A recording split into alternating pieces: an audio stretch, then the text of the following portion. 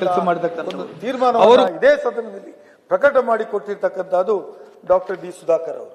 ಹಾಗಾಗಿ ಅವರಲ್ಲಿ ಹೆಚ್ಚಿನ ಪ್ರತಿಯೊಬ್ಬರು ಯಾರೇ ಅವರ ಹತ್ರ ಹೋದ್ರು ಕೂಡ ಅವರ ಹತ್ರ ಮಾತಾಡೋದಕ್ಕೆ ಬಹಳ ಸುಲಭವಾಗಿ ಆಗ್ತಾ ಇತ್ತು. ನಮಗೆ ನಮ್ಮ ಭಾಗಕ್ಕೆ ಸಂಬಂಧಪಟ್ಟ ಹಾಗೆ ಕರಾವಳಿ ಅಭಿವೃದ್ಧಿ ಪ್ರಾಧಿಕಾರವನ್ನ ಅದು ಮಂಡಳಿಯಾಗಿ ಅದನ್ನು ಅಪ್ಗ್ರೇಡ್ ಮಾಡಿ ಅದಕ್ಕೆ ಬೇಕಾದಂತ ಅನುದಾನವನ್ನ ತಂದು ನಮ್ಮೆಲ್ಲರ ಸದಸ್ಯರನ್ನ ಸೇರಿಸಿದಂತ ಕೀರ್ತಿ ಇದ್ರೆ ಅದು ಡಿ ಸುಧಾಕರ್ ಅವರಿಗೆ ಮುಟ್ತದೆ. ಅವರು ಇಷ್ಟು ಬೇಗ ನಮ್ಮನ್ನ ಬಿಟ್ಟು ಅಗಲ್ತಾರೆ ಅಂತ ನಾವು ಎಣಿಸಿರ್ಲಿಲ್ಲ. ಆದರೂ ಅನಾರೋಗ್ಯದಿಂದ ಬಳಲಿ ಅವರು ತಮ್ಮ ಆತ್ಮವನ್ನ ತಮ್ಮ ಜೀವನದ ಕೊನೆಯನ್ನ ಕಂಡುಕೊಂಡಿದ್ದಾರೆ. ಅವರಿಗೆ ಒಬ್ಬ ಹಿರಿಯ ರಾಜಕಾರಣಿಗೆ ನಮ್ಮ ನಮನವನ್ನು ಸಲ್ಲಿಸ್ತಾ ಇದ್ದೇನೆ. ವೆಂಕಟರಮಣಪ್ಪರು ಕೂಡ ಹಾಗೆ ಮಾಜಿ ಸಚಿವರಾಗಿ ಗಮನಿಸಬೇಕಾಗಿರೋದು ಒಬ್ಬ ಮಂಡಲ ಪಂಚಾಯತ್ ಸದಸ್ಯರಾಗಿ 1986ನೇ ಇಸ್ವಿಯಲ್ಲಿ ಆ ಮಂಡಲ ಪಂಚಾಯತ್ ಅಧಿಕಾರ ವಿಕೇಂದ್ರೀಕರಣ ಬಂದಾಗ ನಾವು ಕೂಡ ಅದೇ ಸಂದರ್ಭದಲ್ಲಿ ಮಂಡಲ ಪಂಚಾಯತ್ ಚುನಾವಣೆ ಸಂದರ್ಭ ಬಂದು ಮಂಡಲ ಪ್ರಧಾನ ಆಗಿ ಕೆಲಸ ಮಾಡತಕ್ಕಂಥವರು. ಅವರು ಕೂಡ ಅದೇ ಸಂದರ್ಭದಲ್ಲಿ ಅಲ್ಲಿಂದ ಹಿಡಿದವರು ಅವರ ಜೀವನವನ್ನು ಬಹಳ ಎತ್ತರಕ್ಕೆ ಬೆಳೆಸುವಲ್ಲಿ ಅವರು ಕೆಲಸ ಮಾಡಿದ್ರು, ಮಂತ್ರಿಗಳಾದರು. ಮತ್ತು ನಾನು ಇದರಲ್ಲಿ ಗುರುತಿಸ್ತಕ್ಕಂಥದ್ದು ಅವರೊಬ್ಬ ಮಂಡಲ ಪಂಚಾಯತ್ ಸದಸ್ಯರಾದ ಕಾರಣಕ್ಕಾಗಿ ಅವರ ಹೋರಾಟದಲ್ಲಿ ನೀರಿನ ವ್ಯವಸ್ಥೆ ಎಲ್ಲಿ ನೀರಿನ ವ್ಯವಸ್ಥೆ ಮಾಡಬೇಕು, ಗ್ರಾಮಾಂತರ ಭಾಗದ ಸಮಸ್ಯೆಗಳಿಗೆ ಚೆಕ್ ಡ್ಯಾಮ್ಗಳನ್ನು ಕಟ್ಟುವ ಮೂಲಕ ಗ್ರಾಮೀಣ ಭಾಗದ ಜನರ ಜೀವನವನ್ನು ಹಸನು ಮಾಡತಕ್ಕಂಥ ಕೆಲಸವನ್ನ ಅವರು ಕೂಡ ಮಾಡಿದ್ದಾರೆ. ದೀರ್ಘಕಾಲ ರಾಜಕೀಯ ಜೀವನದಲ್ಲಿ ಇದ್ದು ಅತ್ಯಂತ ಸರಳ ಮತ್ತು ಸಜ್ಜನ ಜನಸ್ನೇಹಿ ನಾಯಕರೆಂದೇ ಗುರುತಿಸಲ್ಪಟ್ಟಿರ್ತಕ್ಕಂಥ ಸನ್ಮಾನ್ಯ ವೆಂಕಟರಮಣಪ್ಪ ಅವರಿಗೆ ನಮ್ಮ ನಮನಗಳನ್ನು ಸಲ್ಲಿಸ್ತೇವೆ. ಸಿ ವೀರಣ್ಣ ಅವರು ಕೂಡ ಅದೇ ರೀತಿ ಮಾಜಿ ಸಚಿವರಾಗಿದ್ದರು. ನಾವು ರಾಮಕೃಷ್ಣ ಹೆಗಡೆ ಅವರು ಈ ರಾಜ್ಯದ ಮುಖ್ಯಮಂತ್ರಿ ಆಗಿದ್ದಾಗ, ತದನಂತರ ಬೊಮ್ಮಾಯಿ ಅವರಾಗಿದ್ದಾಗ, ಈ ಸಂದರ್ಭದಲ್ಲಿ ಅವರು ಮಂತ್ರಿಗಳಾಗಿ ನಾನು ಕೂಡ 1994ರಲ್ಲಿ ಜನತಾದಳದ ಅಭ್ಯರ್ಥಿಯಾಗಿ ಸ್ಪರ್ಧೆ ಮಾಡಿದ್ದೆ ಕಾಪು ವಿಧಾನಸಭಾ ಕ್ಷೇತ್ರದಲ್ಲಿ. ನನ್ನ ಚುನಾವಣಾ ಪ್ರಚಾರಕ್ಕೆ ಅವರು ಬಂದಿದ್ರು. ಮಾತ್ರವಲ್ಲ, ಆಗ ಅವರಿಗೆ ನಾವು ಲಾಟರಿ ಮಿನಿಸ್ಟರ್ ಅಂತ ಕರೀತಾ ಇತ್ತು. ಲಾಟರಿ ಆವಾಗ ಊರ್ಜಿತದಲ್ಲಿ ಇತ್ತು. ಆಗ ಸಿಂಗಲ್ ನಂಬರ್ ಲಾಟರಿಗಳನ್ನ ನಿಲ್ಲಿಸಬೇಕು, ಹೊರ ರಾಜ್ಯದ ಲಾಟರಿಗಳು ಬರಬಾರದು ಅಂತ ಹೇಳುವ ಚಿಂತನೆಯನ್ನು ತನ್ನ ಖಾತೆಯ ವಿರುದ್ಧವಾಗಿ ಮಾತಾಡಿದ್ದನ್ನು ನಾನು ಅವರನ್ನು ಸ್ಮರಿಸ್ತೇನೆ. ಮತ್ತು ಅವರ ಒಳ್ಳೆಯ ಕೆಲಸಗಳು ಏನೋ ಹೌದು. ಹಾಗಾಗಿ ನಾನು ಅವರಿಗೆ ನನ್ನ ಒಂದು ಸಂತಾಪವನ್ನು ಅವರ ಜೀವನಕ್ಕೆ ವ್ಯಕ್ತಪಡಿಸ್ತಾ ಇದ್ದೇನೆ. ಅದೇ ರೀತಿ ಎಚ್ ಹನುಮಂತಪ್ಪನವರು ಉತ್ತಮ ಸೇವೆಯನ್ನ ಸಲ್ಲಿಸಿದ್ರು. ಡಾಕ್ಟರ್ SR ರಾಮಸ್ವಾಮಿ ಅವರು, ಆಶಾ ಭೋಸ್ಲೆ ಅವರು, ನಾವೆಲ್ಲ ಸಂಗೀತ ಪ್ರೇಮಿಗಳು. ಸಂಗೀತ ಅಂದ್ರೆ ಸಂಗೀತಕ್ಕೆ ನಮ್ಮ ಭೋಜೇಗೌಡರು ಹೇಳ್ಬೋದು, ಅವರು ಸಂಗೀತ ಪ್ರೇಮಿನೇ. ಸಂಗೀತಕ್ಕೆ ಸಾವಿಲ್ಲ ಅಂತ ನಾವು ಹೇಳ್ತೇವೆ. ಆಶಾ ಭೋಸ್ಲೆ ಅವರ ಸಂಗೀತ, ಅವರು ಸುಮಾರು 12,000ಕ್ಕೂ ಹೆಚ್ಚು ಹಾಡುಗಳನ್ನು ಹಾಡಿರ್ತಕ್ಕಂಥದ್ದು. ಇವತ್ತು ನಮ್ಮ ಜೀವನದಲ್ಲಿ ಆಶಾ ಭೋಸ್ಲೆ ಅವರ ದೇಹ ನಮ್ಮ ಮುಂದೆ ಇರದೇ ಇರಬಹುದು, ಬಟ್ ಅವರ ಸ್ವರ, ಅವರ ಕಂಠ ಮತ್ತು ಅವರು ಕೊಟ್ಟಂತ ಜನರಿಗೆ ಕೊಟ್ಟಿರ್ತಕ್ಕಂಥ ಒಂದು ದೊಡ್ಡ ಕೊಡುಗೆ ಈ ದೇಶದಲ್ಲಿ, ಈ ಪ್ರಪಂಚದಲ್ಲಿ ಅದು ಉಳಿದಿದೆ ಅಂತ ಹೇಳುವುದನ್ನ ಈ ಸಂದರ್ಭದಲ್ಲಿ ಹೇಳಲಿಕ್ಕೆ ಬಯಸ್ತಾ ಇದ್ದೇನೆ. ಅದರ ಜೊತೆಯಲ್ಲಿ ರಾಮಚಂದ್ರ ಬೈಕಂಪಾಡಿಯವರು ನನ್ನ ಊರಿನವರು, ಮನೆ ಸಭಾಪತಿಗಳೇ, ನಮ್ಮ ಜಿಲ್ಲೆಯವರು, ನಮ್ಮ ಜೊತೆ ಒಬ್ಬ ಸಾಹಿತಿಯಾಗಿ ಕೆಲಸ ಮಾಡ್ತಾ ಇದ್ರು. MRPL ಅಂತ ಹೇಳುವ ಒಂದು ದೊಡ್ಡ ಉದ್ದಿಮೆ ಮಂಗಳೂರು ನಗರಕ್ಕೆ ಬಂದಾಗ ನಾವು ಪರಸ್ಪರ ಒಟ್ಟಾಗಿ ಹೋರಾಟವನ್ನ ಮಾಡತಕ್ಕಂಥವ್ರು.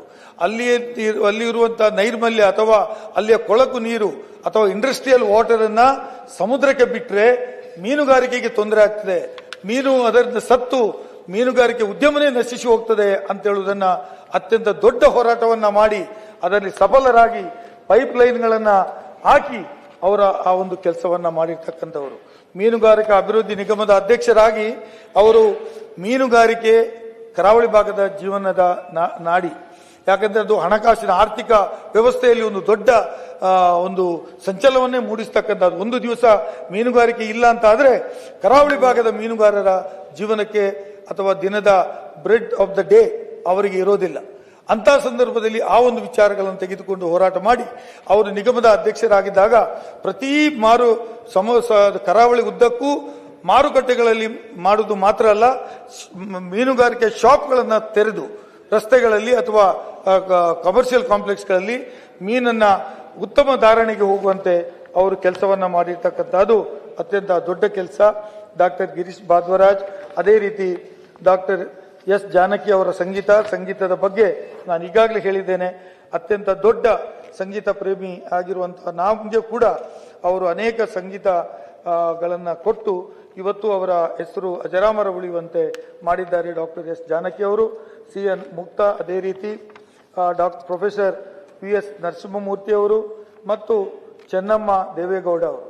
ಚೆನ್ನಮ್ಮ ಅವರು ನಾವು ಕೂಡ ಆ ಕುಟುಂಬದ ಜೊತೆ ಅನೇಕ ಸಂಬಂಧವನ್ನು ಇಟ್ಟುಕೊಂಡಿರ್ತಕ್ಕಂಥವರು.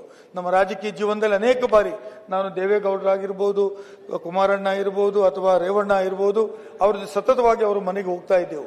ಪ್ರತಿ ಸಂದರ್ಭದಲ್ಲಿ ಕೂಡ ಅವರು ನಮ್ಮನ್ನ ಕಾಣ್ತಕ್ಕಂಥದ್ದು, ಬಂದಾಗ ಚಹಾ ಕಾಫಿ ಕೊಟ್ಟು ನಮ್ಮನ್ನ ಸಂತೈಸ್ತಕ್ಕಂಥದ್ದು. ರಾಜಕಾರಣಿಗಳ ಹಿಂದೆ ಸಕ್ಸಸ್ಫುಲ್ ಆಗಿ ಅವರು ಕೆಲಸವನ್ನ ಮಾಡಿದ್ದಾರೆ. ಅನ್ನಪೂರ್ಣೆ ಅಂತೇಳುವ ಹೆಸರನ್ನ ಅವರು ಪಡ್ಕೊಂಡಿದ್ದಾರೆ ಮತ್ತು ಅವರು ಯಾವಾಗಲೂ ಮಾಧ್ಯಮಗಳ ಮೂಲಕ ಆಗಲಿ ಸಮಾಜಕ್ಕೆ ಕಾಣಿಸಿಕೊಳ್ತಿರ್ಲಿಲ್ಲ. ನಮ್ಮ ಸಿದ್ದರಾಮಯ್ಯನವರ ಧರ್ಮಪತ್ನಿ ಡಾಕ್ಟರ್ ಯತೀಂದ್ರ ಅವರ ತಾಯಿ ಕೂಡ ಸಮಾಜದಲ್ಲಿ ಎಂದೂ ಕಾಣಿಕೊಳ್ತಾ ಇರಲಿಲ್ಲ. ಅದೇ ರೀತಿ ಚೆನ್ನಮ್ಮ ಅವರು ಕೂಡ ಸಮಾಜದಲ್ಲಿ ಕಾಣಿಕೊಳ್ತಾ ಇರಲಿಲ್ಲ.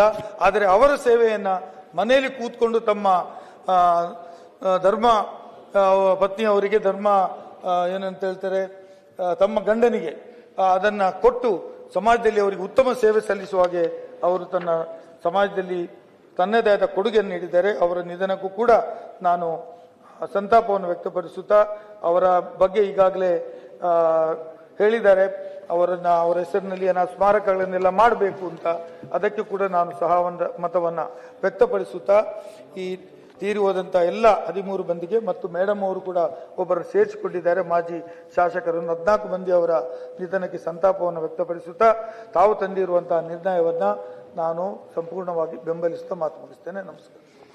ಭೋಜೇಗೌಡರು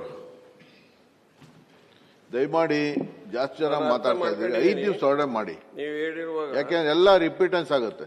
ಗೊತ್ತಾಯ್ತು. ಈಗ ಎಲ್ಲ ಏನಾಗುತ್ತೆ, ಕೇಳೋರ್ಗೆ ಸಭಾಪತಿಗಳೇ ತಾವು ಸೂಕ್ಷ್ಮವಾಗಿ ಹೇಳಿದ್ರಿ, ಅದನ್ನ ನಾವು ಅರ್ಥ ಮಾಡ್ಕೋಬೇಕು. ಮೊದಲನೇದಾಗಿ ಅರ್ಥ ಮಾಡ್ಕತ್ತೀರಿ, ಮುಗಿಸ್ಬೇಕು. ಸಂತಾಪ ಸೂಚಕ ನಿರ್ಣಯಕ್ಕೆ ಸಹಮತ ವ್ಯಕ್ತಪಡಿಸುವ ಮೊದಲು ತಾವು ಸಭಾಪತಿಗಳು, ಗೊತ್ತಿಲ್ಲ ಆಫೀಸಿಂದ ತಪ್ಪಾಯ್ತೋ ಏನಾಯ್ತೋ ಏನೋ ಗೊತ್ತಿಲ್ಲ, ಇಲ್ಲಿ ಹೊಸದಾಗಿ ಬಂದಂತ ಸದಸ್ಯರನ್ನ ಪರಿಚಯ ಮಾಡಿದ ನಂತರ ಇದನ್ನ ನಿರ್ಣಯವನ್ನು ತಗೋಬೇಕಾಗಿದೆ. ಒಂದು ವಿಚಾರ.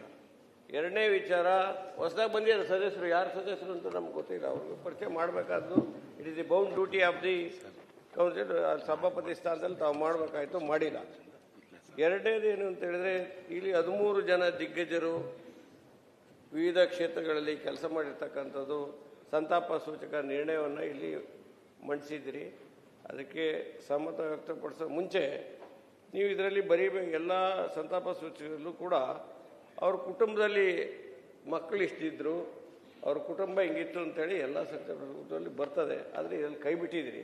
ದಯವಿಟ್ಟು ಅವ್ರ ಕುಟುಂಬವನ್ನು ಇದರೊಳಗೆ ತೋರಿಸ್ಬೇಕಾಗಿತ್ತು, ತೋರಿಸಿಲ್ಲ. ಅದನ್ನು ತೋರಿಸ್ಬೇಕು ಅನ್ನೋ ವಿಚಾರ ಹೇಳ್ತಾ, ಇದರಲ್ಲಿ ಅವ್ರ ಮಕ್ಕಳು ಯಾವ ಮಕ್ಕಳು ಇಷ್ಟು ಮಕ್ಕಳಿದ್ರು, ಹೆಣ್ಣು ಮಕ್ಕಳಾಗಲಿದ್ದಾರೆ, ಗಂಡು ಮಕ್ಕಳು ಇಷ್ಟಿದ್ರು ಅಂತ ಎಲ್ಲಿದ್ದಾರೆ? ಇದರಲ್ಲಿ ಎಲ್ಲೂ ಇಲ್ಲ. ಒಬ್ಬರದಿದ್ರೆ ಸಾಕ ಸರ್? ಅದನ್ನ ನಾನು ಇದನ್ನೇ ವಿಚಾರ ಹೇಳಿದ್ದೀನಿ, ತಂದಿದ್ದೀನಿ. ತಾವು ಬಿಡೋದು ಇಲ್ಲಿವರೆಗೆ ಬಂದಂತ ಆಯ್ತು, ನೋಡೋಣ ಬಿಡಿ. ನಾನು ನೋಡ್ಕೊಂಡ್ ಮಾತಾಡಿದ್ದೀನಿ, ಸಲಹೆ ಕೊಟ್ಟೆ ಸ್ವಾಮಿ. ಆಯ್ತು, ಆ ಸಲಹೆ ತಾವು ಸ್ವೀಕರಿಸ್ಬೋದು, ಬಿಡ್ಬೋದು, ನಂದೇನಿಲ್ಲ. ಸಲಹೆ ಕೊಟ್ಟಿದ್ದೀನಿ ನಾನು. ವಿಚಾರ ಬರ್ಬೇಕದು, ಇದು ವಾಡಿಕೆ ನಮ್ಮ.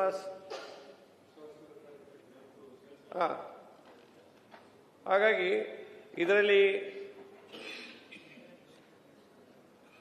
ಸುಮಾರು 13 ಜನ, ರಾಮಚಂದ್ರೇಗೌಡರು, ಸುಧಾಕರ್ ಅವರು, ವೆಂಕಟರಮಣಪ್ಪನವರು, ವೀರಣ್ಣವರು, ಹನುಮಂತಪ್ಪನವರು, ರಾಮಸ್ವಾಮಿಯವರು, ಆಶಾ ಭೋಂಸ್ಲೆ ಅವರು, ಬೈಕಪ್ಪಾಡಿಯವರು ಮತ್ತು ಎಸ್ ಜಾನಕಿಯವರು, ಭರದ್ವಾಜ್ ಅವರು, ಗಿರೀಶ್ ಭರದ್ವಾಜ್ ಅವರು, ಮುಕ್ತಾರ್ ಅವರು, ಚೆನ್ನಮ್ಮನವರು, ಇವರು 13 ಜನ ದಿಗ್ಗಜರು ಸಮಾಜದ ಮುಖ್ಯವಾಹಿನಿಯಲ್ಲಿ ಕೆಲಸ ಮಾಡಿರ್ತಕ್ಕಂಥ ರಾಜಕಾರಣಿಗಳು,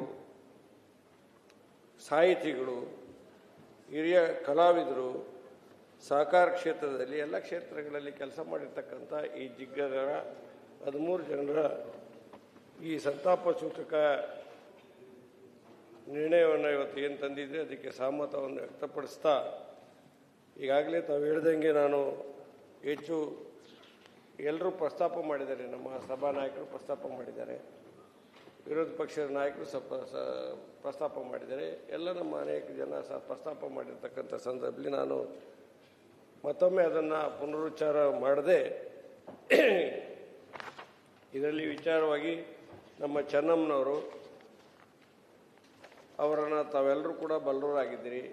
ವಿವಿಧ ರಾಜಕೀಯ ಪಕ್ಷಗಳ ಕ್ಷೇತ್ರದಲ್ಲಿ ಕೆಲಸ ಮಾಡಿರ್ತಕ್ಕಂಥ ತಾವೆಲ್ಲರೂ ಕೂಡ ಆ ಮನೆಯ ನಂಟನ್ನು ಹೊಂದಿರತಕ್ಕಂಥವ್ರು, ಇನ್ಕ್ಲೂಡಿಂಗ್ ನಮ್ಮ ಸಭಾಪತಿಗಳು ಕೂಡ. ಈ ಸಂದರ್ಭದಲ್ಲಿ ನಾನು ಹೇಳೋದಿಷ್ಟೇ, ವೇದ ಸುಳ್ಳಾದರೂ ಗಾದೆ ಸುಳ್ಳಾಗೋದಿಲ್ಲ. ಇವತ್ತು ಒಬ್ಬ ಯಶಸ್ವಿ ಪುರುಷನ ಹಿಂದೆ ಮಹಿಳೆ ಯಾವ ರೀತಿ ಕೆಲಸ ಮಾಡಿದ್ದಾಳೆ ಮತ್ತು ಅಡಿಗೆ ಮನೆಗೆ ಸೀಮಿತವಾಗಿದ್ದಂಥ ಚೆನ್ನಮ್ಮನವರು ಒಬ್ಬ ಆದರ್ಶ ಮಹಿಳೆಯಾಗಿ ಆದರ್ಶ ದಂಪತಿಗಳು ಮತ್ತು ಒಟ್ಟು ಕುಟುಂಬವನ್ನು ಯಾವ ರೀತಿ ತಗೊಂಡೋಗ್ಬೇಕು ಅನ್ನೋ ವಿಚಾರದಲ್ಲಿ ಇನ್ನೊಂದು ನಿದರ್ಶನ, ಇನ್ನೊಂದು ಹೆಸರೇ ಚೆನ್ನಮ್ಮನವರು ಅಂತೇಳಿ. ಈಗಾಗಲೇ ನೀವು ಇದರಲ್ಲಿ ಅನ್ನಪೂರ್ಣೇಶ್ವರಿ ಅಂತೇಳಿ ಕರೆದಿದ್ದೀರಿ. ಒಂದು ಅಡಿಗೆ ಮನೆಗೆ ಸೀಮಿತ ಆದಂಥ ಮಹಿಳೆ ನಾಡಿನ ಎಲ್ಲ ಜನರ ಪ್ರೀತಿಗೆ ಪಾತ್ರ ಆಗ್ತಕ್ಕಂಥದ್ದು ಒಂದು ಬಹಳ ವಿಶೇಷ. ಇದು ಅಂಥ ವಿಶೇಷ ಸಂದರ್ಭದಲ್ಲಿ ಚೆನ್ನಮ್ಮನವರು ಅವರ ಹೆಸರನ್ನು ಮಾಡಿರ್ತಕ್ಕಂಥ ಸಂದರ್ಭದಲ್ಲಿ ಆ ಮನೆಗೆ ಆ ಒಟ್ಟು ಕುಟುಂಬ, ರಾಜಕೀಯ ಕುಟುಂಬದ ಸಾಕಷ್ಟು ಹಿನ್ನೆಲೆಯನ್ನು ಇರ್ತಕ್ಕಂಥ ಸಂದರ್ಭದಲ್ಲಿ ರಾಜಕೀಯ ಸೋಂಕನ್ನೇ ತಮಗೆ ಸೋಗಿಸ್ಕೊಳ್ಳದೆ ಇಡೀ ಮನೆಯನ್ನು ಒಟ್ಟಾಗಿ ತಗೊಂಡೋಗ್ತಕ್ಕಂಥ ವ್ಯವಸ್ಥೆಯಲ್ಲಿ ಬಹುದೊಡ್ಡ ಕೆಲಸವನ್ನು ಮಾಡಿರ್ತಕ್ಕಂಥದ್ದು. ಅದು ಸಮಾಜದ ಮುಖ್ಯವಾಹಿನಿಯಲ್ಲಿ ಕೆಲಸ ಮಾಡಲಿಕ್ಕಿಂತ ಕೂಡ ಮಿಗಿಲಾಗಿರ್ತಕ್ಕಂಥದ್ದು ಅಂತೇಳಿ ನಾನು ಅಭಿಪ್ರಾಯ ಪಡ್ತೇನೆ. ಇವತ್ತು ಇನ್ನೊಂದು ಇವತ್ತು ಈ ಸಂದರ್ಭದಲ್ಲಿ ಈ ನಾಡಿನ ಎಲ್ಲ ಮಹಿಳೆಯರಿಗೆ ರೋಲ್ ಮಾಡಲ್ ಅಂತೇಳಿ ಚೆನ್ನಮ್ಮನವರು ಒಂದು ಅಡಿಗೆ ಮನೆಯಲ್ಲಿ ಸೀಮಿತವಾಗಿ ಕೆಲಸ ಮಾಡಿರ್ತಕ್ಕಂಥದ್ದು ರೋಲ್ ಮಾಡಲ್ ಅಂತೇಳಿ ಹೇಳಕ್ಕೆ ಇಚ್ಛೆಪಡ್ತೇನೆ. ಹಾಗಾಗಿ ಅವರ ಆದರ್ಶ ತತ್ವ ಸಿದ್ಧಾಂತಗಳು ಯಾವ ರೀತಿ ಒಂದು ಅಡಿಗೆ ಮನೆಯಲ್ಲಿ ಕೂತು ನಾಡಿನ ಸೇವೆಯನ್ನು ಮಾಡತಕ್ಕಂಥದ್ದು, ನಾಡಿನ ಎಲ್ಲರ ಜನರ ಪ್ರೀತಿಗೆ ಪಾತ್ರ ಆಗ್ತಕ್ಕಂಥದ್ದನ್ನು ತೋರಿಸ್ಕೊಟ್ಟಿದ್ದಾರೆ. ಅದು ನಮ್ಮ ನಾಡಿನ ಎಲ್ಲ ಮಹಿಳೆಯರಿಗೆ ಆದರ್ಶ ಆಗಲಿ ಅಂತೇಳಿ ಸಂದರ್ಭದಲ್ಲಿ ಹೇಳ್ತಾ, ಇವತ್ತು ಇಂತಹ ಸಂತಾಪ ಸೂಚಕ ನಿರ್ಣಯವನ್ನು ತಾವು ತಂದಿರತಕ್ಕಂಥ ಸಂದರ್ಭದಲ್ಲಿ ನನ್ನ ಸಹಮತವನ್ನು ವ್ಯಕ್ತಪಡಿಸ್ತಾ, ಭಗವಂತ ಈ 13 ಜನ ದಿಗ್ಗಜರ ಕುಟುಂಬಗಳಿಗೆ ಆಗಿರ್ತಕ್ಕಂಥ ನೋವನ್ನು ಭರಿಸ್ತಕ್ಕಂಥ ಶಕ್ತಿಯನ್ನು ನೀಡಲಿ ಅಂತ ಈ ಸಂದರ್ಭದಲ್ಲಿ ಭಗವಂತನಲ್ಲಿ ಪ್ರಾರ್ಥನೆ ಮಾಡಿ ನನ್ನ ಮಾತನ್ನು ಮುಗಿಸ್ತೇನೆ. ತಿಪ್ಪಣ್ಣಪ್ಪ ಕಂಕನೂರ್. ಮಾನ್ಯ ಸಭಾಪತಿಗಳೇ, ಇಂದು ನಮ್ಮ ನಗರಿದ 13 ಜನ ಮಹನೀಯರ ಬದುಕು, ಸಾಧನೆ ಹಾಗೂ ಸಮಾಜದೊಂದಿಗಿನ ಅವರ ಒಡನಾಟವನ್ನು ಸ್ಮರಿಸುತ್ತಾ ಅವರಿಗೆ ಸಂತಾಪ ಸೂಚಿಸುವುದು ನಮ್ಮ ಕರ್ತವ್ಯವಾಗಿದೆ. ರಾಮಚಂದ್ರ ಗೌಡರು ಇವರು ಕೇವಲ ರಾಜಕಾರಣಿಯಾಗಿರದೆ ವೃತ್ತಿಪರ ಇಂಜಿನಿಯರ್ ಆಗಿ ತಾಂತ್ರಿಕ ಜ್ಞಾನ ಹೊಂದಿದ್ದ ಮುತ್ಸದ್ದಿ, ಸತತ 30 ವರ್ಷಗಳ ಕಾಲ ಪದವೀಧರರ ಕ್ಷೇತ್ರವನ್ನು ಪ್ರತಿನಿಧಿಸಿ ಪ್ರಬುದ್ಧ ಸಂಸದೀಯ ಪಟುವಾಗಿ ಸದನದ ಗೌರವವನ್ನು ಹೆಚ್ಚಿಸಿದರು. ಶ್ರೀ ಡಿ ಸುಧಾಕರ್ ಇವರು ಸದಾ ಸಾರ್ವಜನಿಕರ ಸಂಕಷ್ಟಗಳಿಗೆ ಮಿಡಿಯುತ್ತಿದ್ದ ಜನಸ್ನೇಹಿ ನಾಯಕ. ಬರಗಾಲದಲ್ಲಿ ಮೂಕ ಪ್ರಾಣಿಗಳಿಗೆ ಮೇವು ಒದಗಿಸಿ ಇವರ ಕಾಳಜಿ ಮತ್ತು ಗ್ರಾಮೀಣ ಭಾಗಕ್ಕೆ ಕುಡಿಯುವ ನೀರು ಕೊಟ್ಟು ಇವರ ಒಡನಾಟ ಜನಸಾಮಾನ್ಯರಲ್ಲಿ ಹಸಿರಾಗಿದೆ. ಶ್ರೀ ವೆಂಕಟರಮಣಪ್ಪನವರು ತಳಮಟ್ಟದ ಪಂಚಾಯತ್ ವ್ಯವಸ್ಥೆಯಿಂದ ಸಚಿವ ಸ್ಥಾನದವರಿಗೆ ಬೆಳೆದು ಇವರು ಭ್ರಷ್ಟಾಚಾರದ ಕಪ್ಪು ಚುಕ್ಕೆ ಇಲ್ಲದ ಅಪರೂಪದ ನಾಯಕ. ಪಾವಗಡದ ಭಗೀರಥ ಎಂದೇ ಖ್ಯಾತರಾಗಿದ್ದ ಇವರು ಜನಸಾಮಾನ್ಯರ ಕುಡಿಯುವ ನೀರಿನ ದಾಯ ನೀಗಿಸಿದ ಮಹಾತ್ಮರು. ಸಿ ವೀರಣ್ಣರವರು ವಕೀಲರಾಗಿದ್ದ ಇವರು ಶೋಷಿತರು, ಅದರಲ್ಲಿ ವಾಲ್ಮೀಕಿ ಸಮುದಾಯದ ಹಕ್ಕುಗಳಿಗಾಗಿ ನಿರಂತರವಾಗಿ ಧ್ವನಿ ಎತ್ತಿದ ಸಮುದಾಯದ ನಾಯಕ. ಉಪಸಭಾಧ್ಯಕ್ಷರಾಗಿ ಸದನವನ್ನು ಮುನ್ನಡೆಸಿದ ಇವರ ನಿಸ್ವಾರ್ಥ ಸೇವೆ ಎಲ್ಲರಿಗೂ ಮಾದರಿ. ಎಚ್ ಹನುಮಂತಪ್ಪನವರು ದಲಿತರು ಮತ್ತು ಹಿಂದುಳಿದ ವರ್ಗಗಳ ಪರವಾಗಿ ರಾಷ್ಟ್ರ ಮಟ್ಟದಲ್ಲಿ ಧ್ವನಿ ಎತ್ತಿದ ಧೀಮಂತ ನಾಯಕ. ಶಿಕ್ಷಣ ಸಂಸ್ಥೆಗಳನ್ನು ಸ್ಥಾಪಿಸುವ ಮೂಲಕ ಗ್ರಾಮೀಣ ಭಾಗದ ವಿದ್ಯಾರ್ಥಿಗಳ ಬದುಕಿಗೆ ಬೆಳಕಾದ ಒಡನಾಟ ಇವರದ್ದು.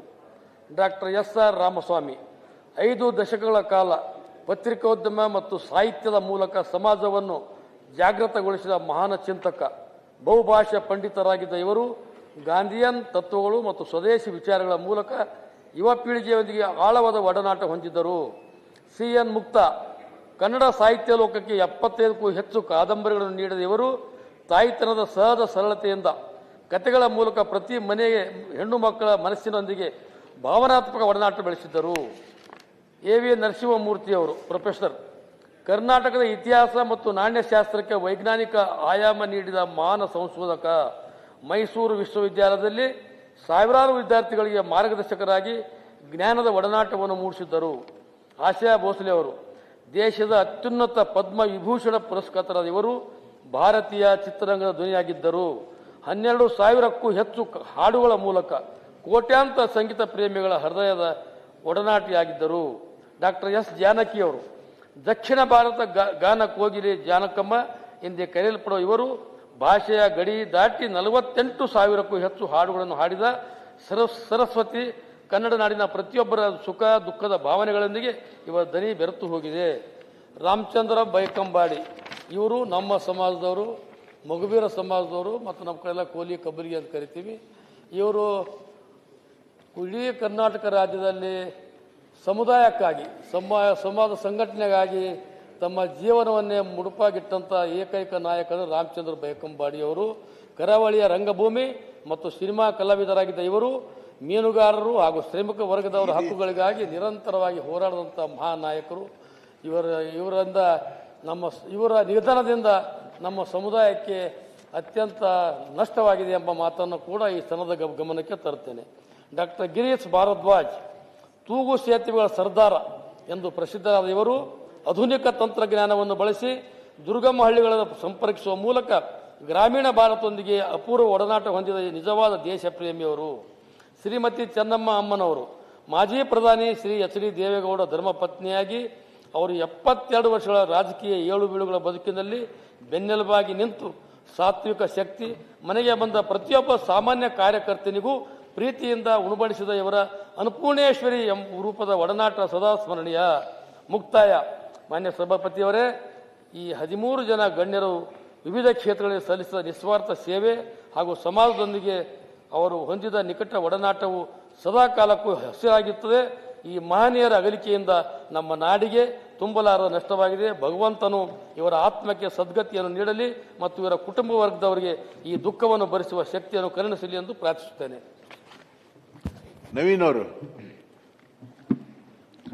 5 ನಿಮಿಷದೊಳಗಡೆ ಮುಗಿಸ್ಬೇಕು. ಈಗ ಹೇಳಿದೆ 3 ನಿಮಿಷದಲ್ಲಿ ಮುಗಿಸ್ತೇನೆ. ಎಲ್ಲ ರಿಪೀಟ್ ಆಗ್ತದೆ, ಅದಕ್ಕೆ ಇನ್ನೇನಿಲ್ಲ. ಮಾನ್ಯ ಸಭಾಪತಿಗಳೇ, ಅಲ್ಲಲ್ಲ, ಈಗ ಏನಾಗುತ್ತೆ, ಅವರೆಲ್ಲ ಹೊಸಬರು ಮಾತಾಡ್ತೀವಿ ಅಂತಾರೆ. ಒಂದೆರಡು ಮಾತಾಡ್ಲಿ ಬಿಡಿ, ಹೆಂಗಿರಿ ಇವತ್ತೇನು ಇಲ್ವಲ್ಲ, ಅವರೇ ಆಗ್ಲಿ ಈಗ ಇರಿ ಇವತ್ತು ಈಗ ಅಲ್ಲ ಸಭಾಪತಿಗಳಿಗೆ ಈಗ ಸ್ವಲ್ಪ 2-3 ಸ್ಮೈಲ್ ಬಂದು ಕೂತಾಗ ಯಾಕೆ ಇಷ್ಟು ದಪ್ಪ ಮುಖ ಮಾಡ್ಕೊಂಡು ಕೂತಾರೆ ಅಂತ ಗೊತ್ತಾಗಿಲ್ಲ. ಬಹಳ ದಪ್ಪ ಮಾಡ್ಕೊಂಡು ನಾನು ಹೇಳಕ್ಕಿದ್ದೆ. ನಾನು ಈಗ ಭೋಜೇಗೌಡ್ರೆ ಒಂದ್ ನಿಮಿಷ, ಈಗೇನಾಗಿದೆ, ಕಲಾಪ ಏನಿಲ್ಲ ಬೇರೆದು, ಒಂದು 5 ನಿಮಿಷ ಮಾತಾಡ್ಲಿ ಅಂತ ಹೇಳ್ತೇನೆ. ಈಗ ಒಂದು 5 ನಿಮಿಷ 10 ನಿಮಿಷ ಮುಗಿಸ್ಬಿಟ್ಟು ಅಷ್ಟೇ, ಇನ್ನೇನಿಲ್ಲ.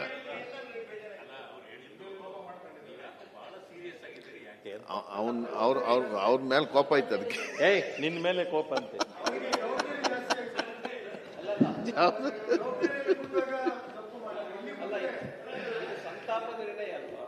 ತಪ್ಪ ನಿರ್ಣಯ, ಅದಕ್ಕೇನೆ ಈಗ ಒಬ್ಬೊಬ್ರು ಹತ್ರ ಇರ್ತಾರೆ, ಕ್ಲೋಸ್ ಇರ್ತಾರೆ.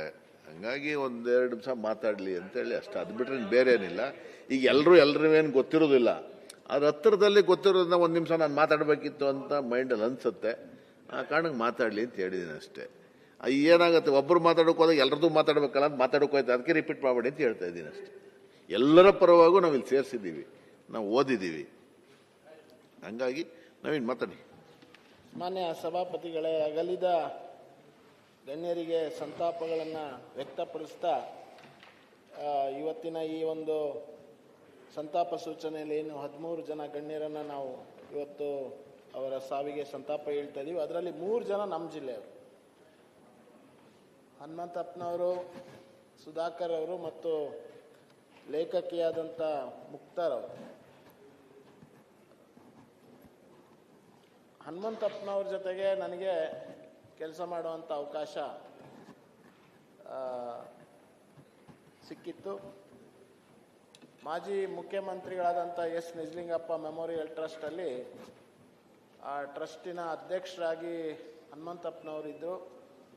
ನಾನು ಟ್ರಸ್ಟಿಯಾಗಿ ಅವ್ರ ಜೊತೆಗೆ ಕೆಲಸ ಮಾಡ್ತಾಯಿದ್ದೆ. ಒಂದು ಸಾಮಾನ್ಯ ಕುಟುಂಬದಿಂದ ಬಂದಂಥ ಹನುಮಂತಪ್ಪನವರು ಅವರು ವೃತ್ತಿ ಜೀವನ ಪ್ರಾರಂಭ ಮಾಡಿದ್ದು ಫಿಸಿಕಲ್ ಎಜುಕೇಷನ್ ಟೀಚರ್ ಆಗಿ, ಶಿಕ್ಷಕರಾಗಿ ಅವರು PE ಟೀಚರ್ ಆಗಿದ್ದರು. ತದನಂತರ ಅವರಿಗೆ ಈ ಥರದ ಸಾಮಾಜಿಕ ಚಟುವಟಿಕೆಯಲ್ಲಿ ಅವತ್ತಿನ ರಾಜಕಾರಣಿಗಳ ಜೊತೆ ಒಡನಾಟ ಪ್ರಾರಂಭ ಆಗಿ, ವಿಶೇಷವಾಗಿ ಜಾಫರ್ ಶರೀಫ್ ಅವರು ನಿಜಲಿಂಗಪ್ಪನವರಿಗೆ ಹತ್ತಿರವಾಗ್ತಾ ಕೊನೆಗೆ ಅವರು ಕಾಂಗ್ರೆಸ್ನಲ್ಲಿ ರಾಜ್ಯಸಭಾ ಸದಸ್ಯರಾಗಿ ಸಿಲ್ಕ್ ಬೋರ್ಡ್ನ ಅಧ್ಯಕ್ಷರಾಗಿ ಭಾಳ ವರ್ಷಗಳ ಕಾಲ ಕೆಲಸ ಮಾಡಿದ್ರು. ಅವರಿಗೆ ಟ್ರಸ್ಟ್ನ ಮೀಟಿಂಗ್ನಲ್ಲಿ, ಅಂದರೆ ಅವ್ರ ನಿಧನರಾಗ ಒಂದು 4 ದಿವಸ ಮುಂಚೆ ಟ್ರಸ್ಟ್ ಮೀಟಿಂಗ್ ಇತ್ತು. ಆ ಟ್ರಸ್ಟಿನ ಮೀಟಿಂಗಲ್ಲಿ ಅವರು ನಾವೆಲ್ಲ ಟ್ರಸ್ಟಿಗಳು ಕೂತಾಗ ಎಲ್ಲ ಇನ್ನೇನು ಮುಕ್ತಾಯ, ಅಧ್ಯಕ್ಷರು ಮಾತನಾಡಬೇಕು ಅಂತಂದಾಗ ಅವ್ರು ಹೇಳಿದ್ದು, ನನ್ನ ಹೊರಡ ಸಮಯ ಬಂದ್ಬಿಟ್ಟಿದೆಯಪ್ಪ, ನಾನು ಹೊರಟ್ಬಿಡ್ತೀನಿ, ಇನ್ನು ನೀವು ಟ್ರಸ್ಟ್ನ ಮುಂದುವರ್ಸ್ಕೊಂಡು ಹೋಗಿ ಅಂತ. ನಾವಲ್ಲಿದ್ದವರೆಲ್ಲ ಅವ್ರಿಗೆ ಹೇಳಿದ್ವಿ, ಏನು ಸರ್ ಹಿಂಗೆ ಹೇಳ್ತಾ ಇದ್ದೀರಾ, ನೀವಿನ್ನೂ ಭಾಳ ವರ್ಷ ಇರಬೇಕು ಅಂತ. ಇಲ್ಲ ನಾನು ಇನ್ನೇನು ಇನ್ನು ಕೆಲವು ದಿವಸದಲ್ಲಿ ಹೊರಡ್ತೀನಿ ಅಂತ ಅಂದರು. ಅವರ ಕೊನೆ ಒಂದೆರಡು ಆಸೆಗಳು ಏನಿತ್ತು ಅಂತಂದರೆ, ಈ ಮೌಲ್ಯಾಧಾರಿತ ರಾಜಕಾರಣ ಮಾಡಬೇಕು, ವಿಶೇಷವಾಗಿ ನಿಜಲಿಂಗಪ್ಪನವರ ಹೆಸರಿನಲ್ಲಿ ವ್ಯಾಲ್ಯೂ ಬೇಸ್ಡ್ ಪೊಲಿಟಿಕ್ಸ್ ಕರ್ನಾಟಕದಲ್ಲಿ ಆಗುವಂಥ ರೀತಿಯಲ್ಲಿ ಎರಡೂ ಸದನಗಳ ಶಾಸಕರಿಗೆ ಪ್ರಾರಂಭದಲ್ಲಿ ಗೆದ್ದು ಬಂದ ತಕ್ಷಣ ಒಂದಿಷ್ಟು ಹಿಂದೆ ಕರ್ನಾಟಕ ರಾಜಕೀಯ ಯಾವ ರೀತಿ ನಡೀತಾ ಇತ್ತು, ಎಂತೆಂಥ ಮಹನೀಯರು ಕರ್ನಾಟಕ ರಾಜಕೀಯ ಕ್ಷೇತ್ರದಲ್ಲಿ ಕೊಡುಗೆಯನ್ನು ಕೊಟ್ಟಿದ್ದಾರೆ, ಅದ್ರ ಬಗ್ಗೆ ಅವರಿಗೆ ತರಬೇತಿ ಕೊಡುವಂಥದ್ದಾಗಬೇಕು. ಅಲ್ಲಿಂದ ಹಿಡಿದು ಗ್ರಾಮ ಪಂಚಾಯತಿ ಸದಸ್ಯರ ತನಕ ತರಬೇತಿಯನ್ನು ಕೊಡುವಂಥ ಕೆಲವು ಕೋರ್ಸ್ಗಳನ್ನು ನಾವು ಮಾಡಿಸ್ಬೇಕು ಅಂತೇಳಿ ಅವರ ಚಿಂತನೆಗಳಿತ್ತು. ಬಹುಶಃ ಆ ರೀತಿಯಾದಂಥ ಚಿಂತನೆಗಳು ನಮ್ಮ ಕರ್ನಾಟಕ ರಾಜ್ಯದಲ್ಲಿ ಅನೇಕ ರಾಜಕಾರಣಿಗಳಿಗೆ ಇದ್ದಂಥ ಕಾರಣ ಮೌಲ್ಯಾಧಾರಿತ ರಾಜಕಾರಣ ಕರ್ನಾಟಕದಲ್ಲಿ ಭಾಳ ಎತ್ತರಕ್ಕಿತ್ತು. ನಾನು ನಮ್ಮ ಈ ಸದನದ ಮೂಲಕ ಸರ್ಕಾರಕ್ಕೂ ಕೂಡ ವಿನಂತಿ ಮಾಡ್ತೇನೆ, ಈ ಥರ ನಿಜಲಿಂಗಪ್ಪನವರ ಅಂಥ ಮಹನೀಯರ ಹೆಸರಿನಲ್ಲಾಗಿರ್ಬೋದು, ಇನ್ನೂ ಅನೇಕ ಜನ ಮುಖ್ಯಮಂತ್ರಿಗಳು ನಮ್ಮ ರಾಜ್ಯವನ್ನು ಆಳಿರೋಂಥವರಲ್ಲಿ ಹೆಸರ ಮೇಲೆ ರಾಜಕಾರಣ ಕ್ಷೇತ್ರದಲ್ಲಿ ಬರೋವಂಥವ್ರಿಗೆ ಒಂದಿಷ್ಟು ತರಬೇತಿಗಳನ್ನು ಕೊಡುವಂಥದ್ದು, ಕಾರ್ಯಾಗಾರ ಮಾಡುವಂಥ ಅವರ ಆಸೆ ಏನಿತ್ತು ಅದನ್ನು ಸಾಕಾರಗೊಳಿಸುವಂಥ ನಿಟ್ಟಿನಲ್ಲಿ ನಾವೆಲ್ಲರೂ ಕೂಡ ಪ್ರಯತ್ನ ಮಾಡಿದ್ರೆ ಅವರಿಗೆ ನಿಜವಾಗ್ಲೂ ಕೂಡ ನಾವು ಶ್ರದ್ಧಾಂಜಲಿಯನ್ನು ಸಲ್ಲಿಸಿದಾಗ ಆಗುತ್ತೆ. ಮತ್ತೊಬ್ಬರು ಭಾಳ ನನಗೆ ಆತ್ಮೀಯರಾಗಿದ್ದಂಥವರು ನಮ್ಮ ಸಚಿವರಾದಂಥ ಡಿ ಸುಧಾಕರ್ ಅವರು. ಇಲ್ಲೇ ಬಜೆಟ್ ಅಧಿವೇಶನ ಕೊನೆ ದಿವಸ ನನ್ನನ್ನು ಕರೆದ್ಬಿಟ್ಟು, ನೋಡೋ ನಾನು ಕಾಲು ಆಪ್ರೇಷನ್ ಮಾಡಿಸ್ಕೊತಾ ಇದ್ದೀನಿ, ಮಗನ ಮದುವೆ ಮಾಡಿ ಭಾಳ ಓಡಾಟ ಮಾಡಿಬಿಟ್ಟು ನನಗೆ ಕಾಲು ನಡೆಯೋಕ್ಕೆ ಕಷ್ಟ ಆಗುತ್ತೆ, ಅಷ್ಟು ನೋವಾಗ್ಬಿಟ್ಟಿದೆ, ಕಾಲು ಆಪ್ರೇಷನ್ ಮಾಡಿಸ್ಕೋಬೇಕು ಅಂತ ಡಿಸೈಡ್ ಮಾಡಿಬಿಟ್ಟು ನಾಳೆ ನಾಡಿದ್ರಲ್ಲೇ ಅಡ್ಮಿಷನ್ ಆಗ್ತಾ ಇದ್ದೀನಿ ಅಂತ ಹೇಳಿದ್ರು.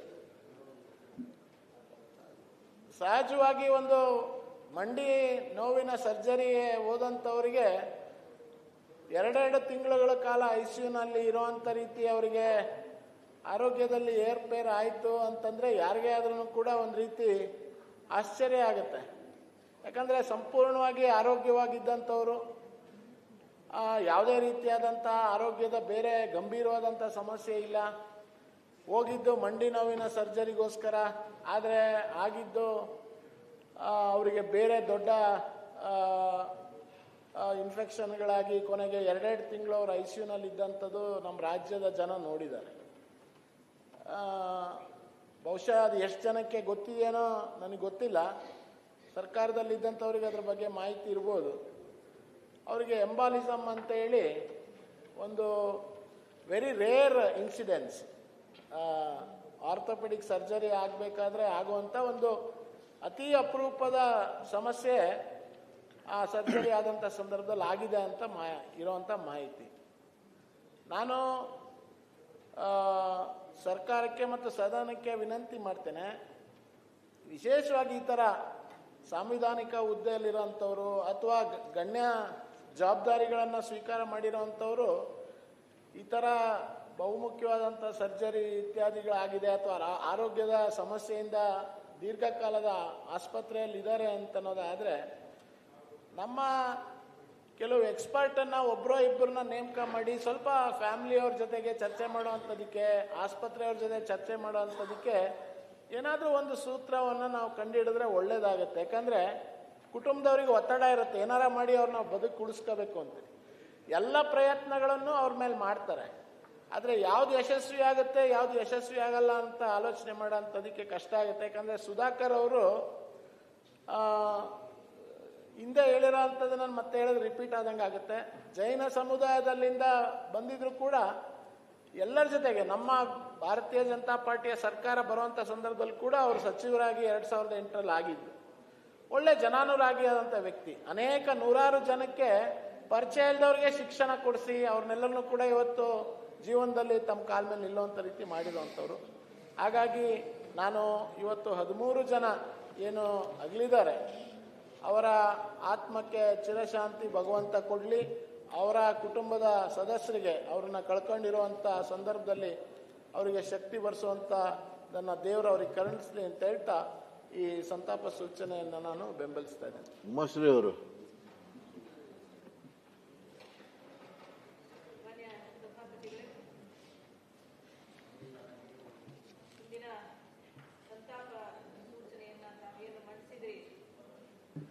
ಅದನ್ನು ನಾನು ಸಂಪೂರ್ಣವಾಗಿ ಬೆಂಬಲಿಸ್ತಾ ಈ ಒಂದು ಸದನದಲ್ಲಿ ಮತ್ತು ವಿಧಾನಸಭೆಯಲ್ಲಿ ಕೆಲಸ ಮಾಡಿದಂತಹ ನಾಯಕರುಗಳು, ಸಾಂಸ್ಕೃತಿಕ ಕ್ಷೇತ್ರದಲ್ಲಿ ದುಡಿದಿರ್ತಕ್ಕಂಥವ್ರು, ಸಂಸದರಾಗಿ ದುಡಿದಿರ್ತಕ್ಕಂಥವ್ರು, ಹೀಗೆ ಅನೇಕ ಜನರನ್ನ ನಾವು ಇವತ್ತಿನ ಸಹ ಕಳ್ಕೊಂಡಿದ್ದೇವೆ. ಅದರಲ್ಲಿ ಬಹಳ ಹಿರಿಯರಾಗಿದ್ದಂತಹ ನಮ್ಮ ಈ ಸದನದ ಶ್ರೀಯುತ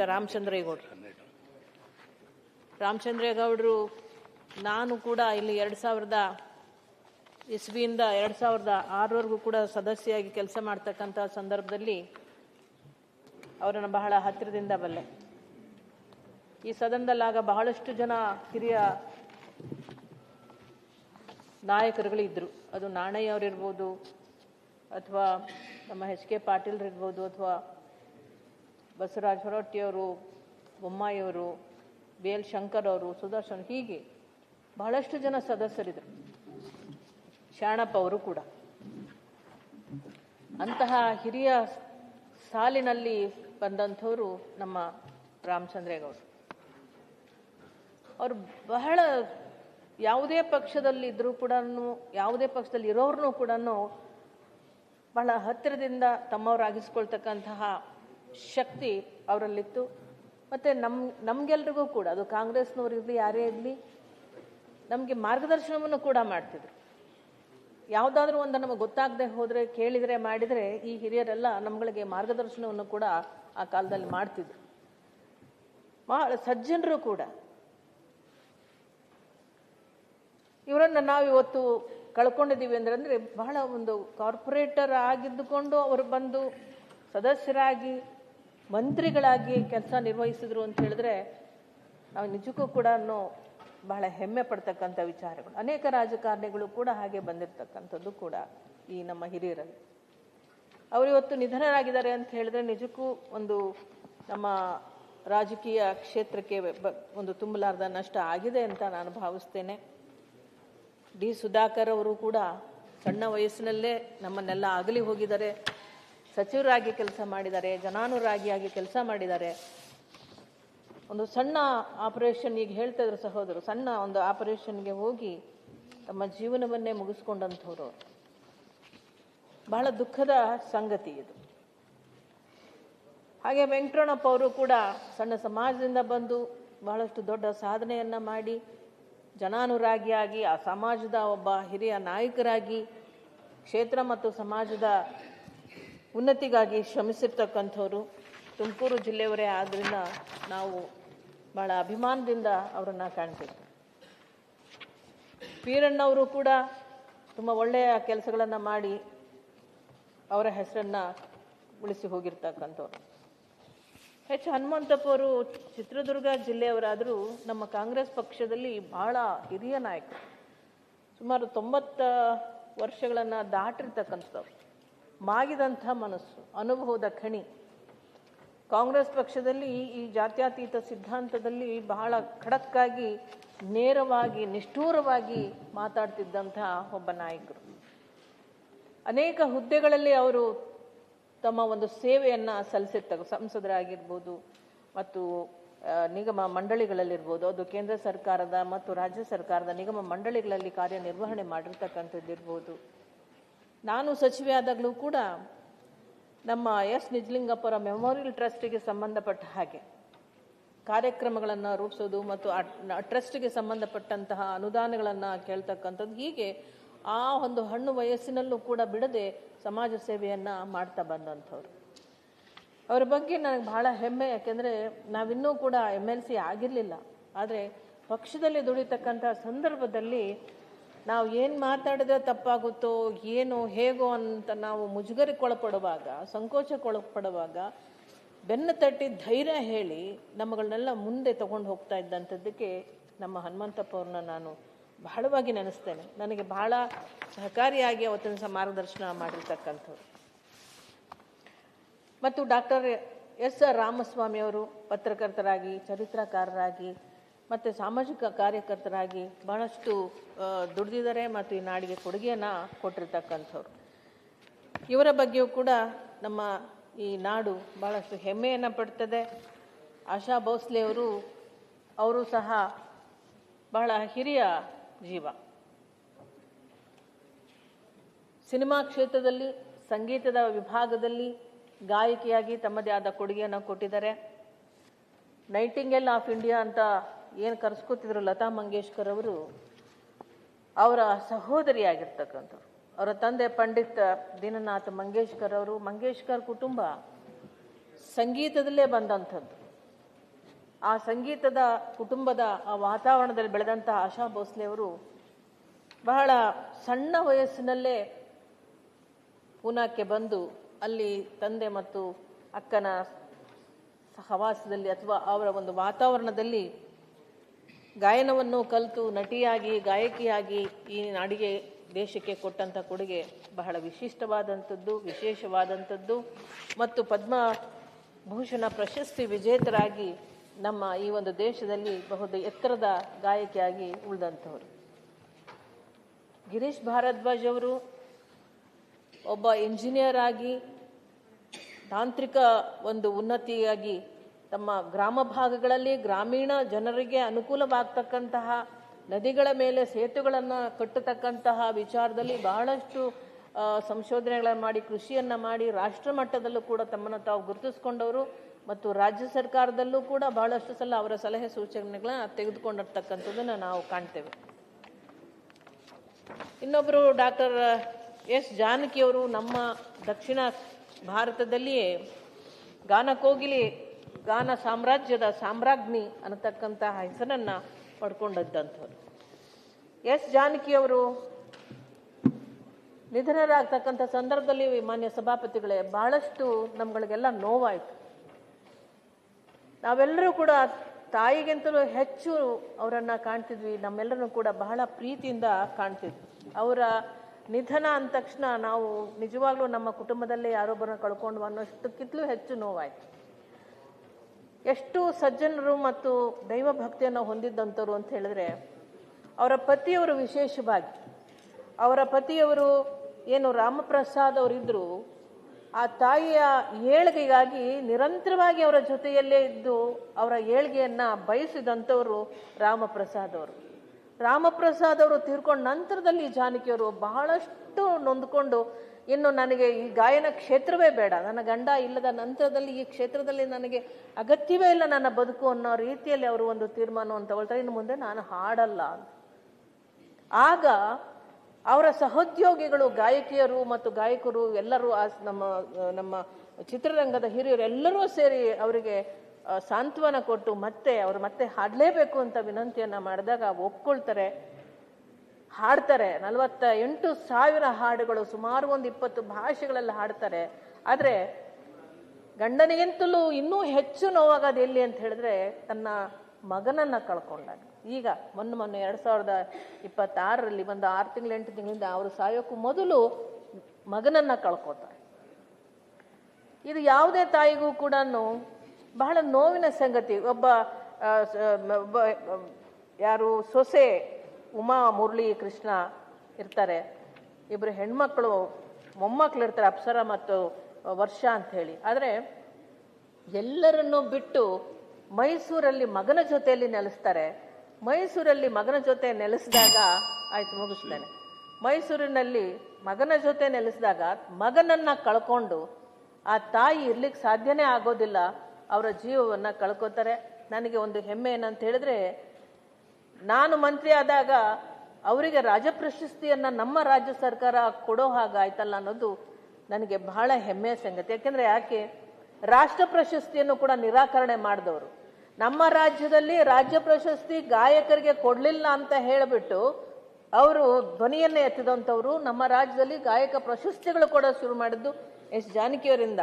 ಮತ್ತು ನಮ್ಮ ಮೈಸೂರಿನ ಮಣ್ಣಿನಲ್ಲಿ ಅವರು ಲೀನವಾದರು ಅಂತ ಹೇಳಿದ್ರೆ, ನಾವು ಅವ್ರಿಗೊಂದು ಸ್ಮಾರಕವನ್ನು ನಮ್ಮ ರಾಜ್ಯ ಸರ್ಕಾರ ಮಾಡಿಕೊಡಬೇಕು ಅಂತಕ್ಕಂಥ ವಿನಂತಿಯನ್ನು ಈ ಸಂದರ್ಭದಲ್ಲಿ ಹೇಳ್ತೇನೆ.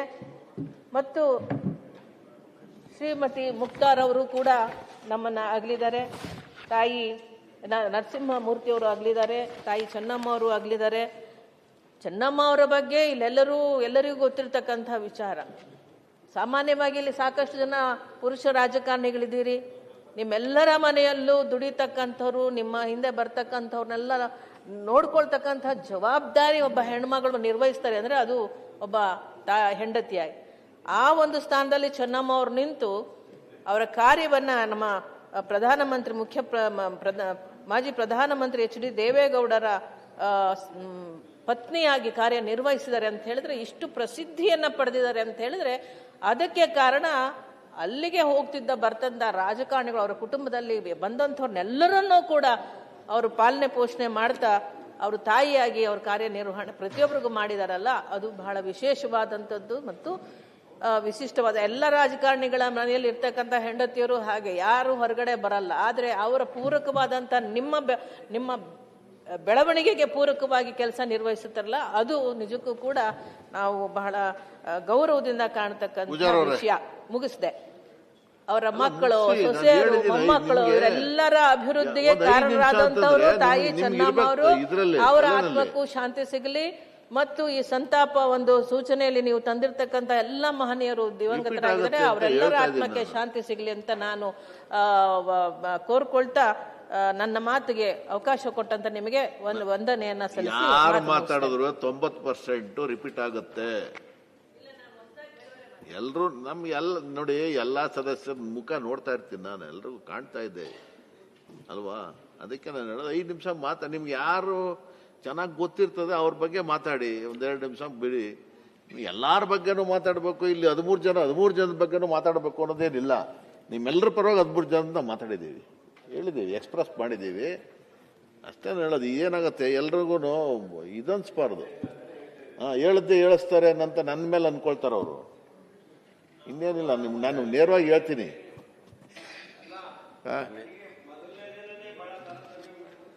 ಏನ್ ತಾರತಮ್ಯ ಮಾಡಿದ್ದೀವಿ? ನಿಮಗೂ ಕೊಟ್ಟಿದ್ದೀವಲ್ಲ ಸ್ವಲ್ಪ.